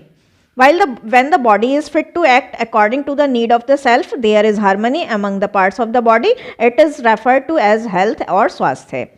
जब बॉडी जो है वो फिट होती है according to the need of the self, I की नीड को पूरा करने के लिए बॉडी फिट होती है। जब आई की जो भी नीड है वो बॉडी फिट कर पाती है तो पार्ट्स ऑफ बॉडी में हार्मनी रहती है और उसी को हेल्थ कहा जाता है या उसी को स्वास्थ्य कहा जाता है। यानी बॉडी हमारी इतनी फिट हो, इतनी चुस्त दुरुस्त हो कि वो हमारी सेल्फ की सारी नीड्स को पूरा कर सके। जब सेल्फ की सारी नीड बॉडी पूरा कर देगी तो बॉडी पार्ट्स में भी जो है हार्मनी रहेगी, और इस तरह से इसी को हेल्थ और स्वास्थ्य बोला जाएगा। सेल्फ रेगुलेशन का मतलब है किस तरह से हमें नर्चर करना है, प्रोटेक्ट करना है और बॉडी का सही यूटिलाइजेशन करना है। आगे आता है जस्टिस और प्रिजर्वेशन। जस्टिस का मतलब न्याय है। Justice refers to harmony in the relationship between human beings. Justice का मतलब है कि जो ह्यूमन बीइंग्स हैं, हम उनमें हमारे जो भी संबंध हैं, लोगों के साथ हमारे जो भी संबंध हैं, उसमें हम लय रखें। प्रिजर्वेशन का मतलब है, preservation refers to the harmony in relationship between human being and rest of the nature. ये देखिए इंपॉर्टेंट पार्ट है कि इसका मतलब है, प्रिजर्वेशन का मतलब है कि हम हार्मनी ह्यूमन बीइंग से भी रखें और जो नेचर के दूसरे पार्ट्स हैं, नेचर जो प्रकृति के दूसरे पार्ट्स हैं, उनसे भी हम हार्मनी में रहें। तो यहाँ पर एक कदम आगे हमें बढ़ना होगा। हमें यहाँ लोगों के साथ तो हार्मनी रखनी ही है, बल्कि हमें हार्मनी किसके साथ रखनी है? ह्यूमन बीइंग्स और रेस्ट ऑफ द नेचर, जो नेचर के दूसरे एलिमेंट्स हैं, बाकी रिमेनिंग एलिमेंट्स हैं, उनके साथ भी हमें हार्मनी रखनी है। तो वो प्रिजर्वेशन यानी सुरक्षा हो जाएगी। एक्सचेंज और स्टोरेज। एक्सचेंज विनिमय refers to the exchange of physical facilities between the members of the society. Exchange का मतलब है कि फिजिकल फैसिलिटीज, सोसाइटी के जितने भी मेंबर हैं उनमें हम अपनी फिजिकल फैसिलिटीज़ का आदान प्रदान करते रहें। और स्टोरेज का refers to the storage of physical facilities that is left after fulfilling the needs of the family. और जो फिजिकल फैसिलिटीज़ हमारी अपनी फैमिली की नीड्स को पूरा करने के बाद लेफ्ट ओवर हैं, उन फिजिकल फैसिलिटीज़ को हम दूसरे लोगों में बांट दें, या उन बची हुई फिजिकल फैसिलिटीज़ का हम स्टोरेज करके रखें ताकि कल को ज़रूरत पड़ने पर हम किसी के काम आ सकें। We can now see how these 5 dimensions of humanistic society are able to ensure the human goals. हम अब देख सकते हैं कि किस तरह से ये जो डायमेंशंस हैं, ये जो 4 डायमेंशंस हैं, किस तरह से ह्यूमनिस्टिक सोसाइटी के ये चारों आयाम ह्यूमन गोल को पूरा करने में समर्थ है। एजुकेशन का आपको पता ही है, right living leads to right understanding. जब राइट लिविंग और एजुकेशन होगी, सही एजुकेशन और सही लिविंग यानी एजुकेशन और संस्कार होंगे, तो हमारी राइट अंडरस्टैंडिंग डेवलप होगी, सही समझ विकसित होगी और सही समझ से ही सारी प्रॉब्लम्स सॉल्व होती हैं। Having the process of education and the right living leads to right understanding in the individual. Health का मतलब है सेल्फ रेगुलेशन, और जब सेल्फ रेगुलेशन होगा तो इससे प्रॉस्पेरिटी आएगी। अब आता है how to ensure an undivided society. किस तरह से हम अनडिवाइडेड सोसाइटी को एंश्योर कर सकते हैं। अनडिवाइडेड सोसाइटी को एंश्योर करने के लिए और हार्मनी मेंटेन करने के लिए 3 एक्टिविटीज़ को परफॉर्म किया जाना है। पहला तो है educating society through workshop, seminar and street plays, नुक्कड़ नाटक। स्ट्रीट प्लेज का मतलब है नुक्कड़ नाटक। तो अगर हमें अनडिवाइडेड सोसाइटी चाहिए, अखंड भारत, अनडिवाइडेड सोसाइटी का मतलब है अखंड समाज चाहिए, यानी इनक्रेडिबल इंडिया चाहिए, इनक्रेडिबल इंडिया, इनक्रेडिबल समाज चाहिए, सोसाइटी चाहिए, तो हमें क्या करना होगा, लोगों को, सोसाइटी को एजुकेट करना होगा। वो चाहे हम वर्कशॉप के माध्यम से करें, चाहे सेमिनार के माध्यम से करें, चाहे स्ट्रीट प्लेस यानी नुक्कड़ नाटक के माध्यम से करें। This is about organising workshop, seminars and street plays at various levels in society. इसमें हमें बहुत सारे समाज के डिफरेंट लेवल्स पर, समाज के डिफरेंट स्तरों पर हमें नुक्कड़ नाटकों, वर्कशॉप्स और सेमिनार्स को आयोजित करना है। द एक्टिविटीज़ में be carried out by NGOs। ये सारी एक्टिविटीज़ कोई भी नॉन गवर्नमेंट ऑर्गेनाइजेशन यानी कि NGOs करा सकते हैं, but must receive the support of government organisations. But NGOs को भी गवर्नमेंट ऑर्गेनाइजेशन का सपोर्ट मिलना आवश्यक है। In categories, these activities can be categorized into 3 types, which include knowing the self, knowing the existence based on self, it is knowing the definite human conduct, which is the contribution of self in existence। चाहे हम कोई भी activity कराएं, उनका मतलब है 3 स्तरों पर तीन चीज़ों को सुनिश्चित करना। नोइंग द सेल्फ, खुद को जानना। नोइंग द सेल्फ का मतलब है खुद को पहचानना, खुद को जानना, यानी खुद से अंडरस्टैंडिंग डेवलप करना। Knowing the existence based on self, और सेल्फ के बेस्ड पर यानी खुद के बेस पर अपने एग्जिस्टेंस को, अपने अस्तित्व को पहचानना। It is knowing the definite human conduct. इसका मतलब है कि एक वास्तविक ह्यूमन कंडक्ट को, वास्तविक मानवीय आचरण को समझना, और जो मानवीय आचरण जो है वो कंट्रीब्यूशन है, योगदान है, सेल्फ का योगदान है एग्जिस्टेंस में। यानी पहले तो हमें सेल्फ को समझना है, खुद को जानना है, फिर खुद के बेस पर अपने अस्तित्व को पहचानना है, और उसके बाद मानवीय आचरण को जानना है, जो मानवीय आचरण सेल्फ और एग्जिस्टेंस के बीच का कड़ी है। अगला आता है value education in educational institutions. Educational institutions में वैल्यू एजुकेशन दी जानी चाहिए। Value education should be introduced in the current education system at all levels, primary school level, secondary school, senior secondary school and college level. तो अगला वो ये कहते हैं कि अगर अखंड भारत की परिकल्पना को साकार करना है तो वैल्यू एजुकेशन को हमें करंट एजुकेशन सिस्टम में इंट्रोड्यूस कराना चाहिए, सभी लेवल्स पर। प्राइमरी स्कूल लेवल पर भी छोटे बच्चों को भी वैल्यू एजुकेशन दी जानी चाहिए, 1 to 5th स्टैंडर्ड के बच्चों को। सेकेंडरी स्कूल में 6th to 12th भी ये पढ़ाया जाना चाहिए। सीनियर सेकेंडरी स्कूल में 6th to 9th, senior secondary school में 10th to 12th के स्कूल्स में, और कॉलेज लेवल पर यानी डिग्री लेवल पर भी ये जो वैल्यू एजुकेशन है इसको इंट्रोड्यूस कराया जाना चाहिए, तभी लोगों को वैल्यूज़ का पता चलेगा। अगला आता है helping to apply values to the real world. हम रियल वर्ल्ड में, वास्तविक संसार में, यानी वास्तविक धरातल पर यानी यथार्थ के धरातल पर हम इन वैल्यूज़ को अप्लाई करने में मदद करनी है। हमें खाली वैल्यूज़ को पढ़ लेना ही काफ़ी नहीं है, बल्कि यथार्थ के धरातल पर उन वैल्यूज़ को उतारना भी जरूरी है। तो organisations both government and non government should open up counselling centres that can help their employees और general public to apply values in real life situations. Government को और नॉन गवर्नमेंट ऑर्गेनाइजेशंस को काउंसलिंग सेंटर्स खोलने चाहिए। Counselling centre का मतलब है सलाहकार, मतलब सलाह समितियाँ खोलनी चाहिए, जहाँ पर सलाहियत दी जा सके, जहाँ पर मशवरा करा जा सके, जहाँ पर लोगों को गाइड करा जा सके। और वो काउंसलिंग सेंटर अपने एम्प्लॉयज़ को और जनरल पब्लिक, दोनों को ही, एम्प्लॉयज़ को भी और जनरल पब्लिक यानी आम जनता को, जनरल पब्लिक का मतलब है आम जनता को पढ़ा सकें, सिखा सकें कि रियल लाइफ सिचुएशन में जब वर्तमान जीवन में के जीवन में रियल लाइफ तो उनमें वैल्यूज़ को किस तरह से अप्लाई किया जाए। It is about realising the alternatives in life. जीवन में अल्टरनेटिव्स का यानी विकल्पों का क्या वैल्यू है, कौन से विकल्प कहाँ सही बैठते हैं, इनको भी अप्लाई करना आना चाहिए। Various individuals are on the way to self exploration. बहुत सारे इंडिविजुअल्स जो है वो आज सेल्फ एक्सप्लोरेशन यानी खुद को खंगालने की, खुद को जानने की, खुद को एक्सप्लोर करने की, खुद को खोजने की के रास्ते में हैं। Finding there natural acceptance towards the holistic approach of life and realizing it at all levels। और उन्होंने ये देखा है कि नेचुरल एक्सेप्टेंस, सहज स्वीकृति उनकी जो है वो किस तरह से डेवलप होती है जीवन के होलिस्टिक अप्रोच को पहचानने में, और किस तरह से उनकी नेचुरल एक्सेप्टेंस सारे लेवल्स पर चीज़ों को महसूस करना, सारे लेवल्स पर किस तरह से वो नेचुरल एक्सेप्टेंस को रियलाइज कर पाते हैं, महसूस कर पाते हैं। तो ये आज बहुत सारे लोग ऐसे हैं जो सेल्फ एक्सप्लोरेशन कर रहे हैं, खुद को खोज रहे हैं, और खुद को खोजने की प्रक्रिया में वो नेचुरल एक्सेप्टेंस को पहचानने लगे हैं, यानी अपनी सहज स्वीकृति को पहचानने लगे हैं। और उन्हें ये भी पता लगा है कि किस तरह से सहज स्वीकृति जो है वो जीवन के होलिस्टिक अप्रोच में काम आती है और जीवन के सारे लेवल्स में इसकी क्या वैल्यू है। Starting from self to family, ये बहुत इंपॉर्टेंट है, देन टू सोसाइटी।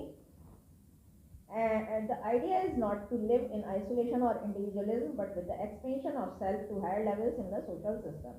अब हमें क्या करना है, हमें जो सेल्फ एक्सप्लोरेशन है वो खुद से स्टार्ट करना है नॉलेज के माध्यम से, और वो फिर सेल्फ एक्सप्लोरेशन फैमिली तक ले जाना है। किस तरह से ले जाएंगे, जब हम रिलेशनशिप में मीनिंग रखेंगे, अच्छे रिलेशनशिप बनाएंगे, उसमें फियॉट्स नहीं होंगे, उसमें संघर्ष नहीं होगा, बल्कि हार्मनी होगी।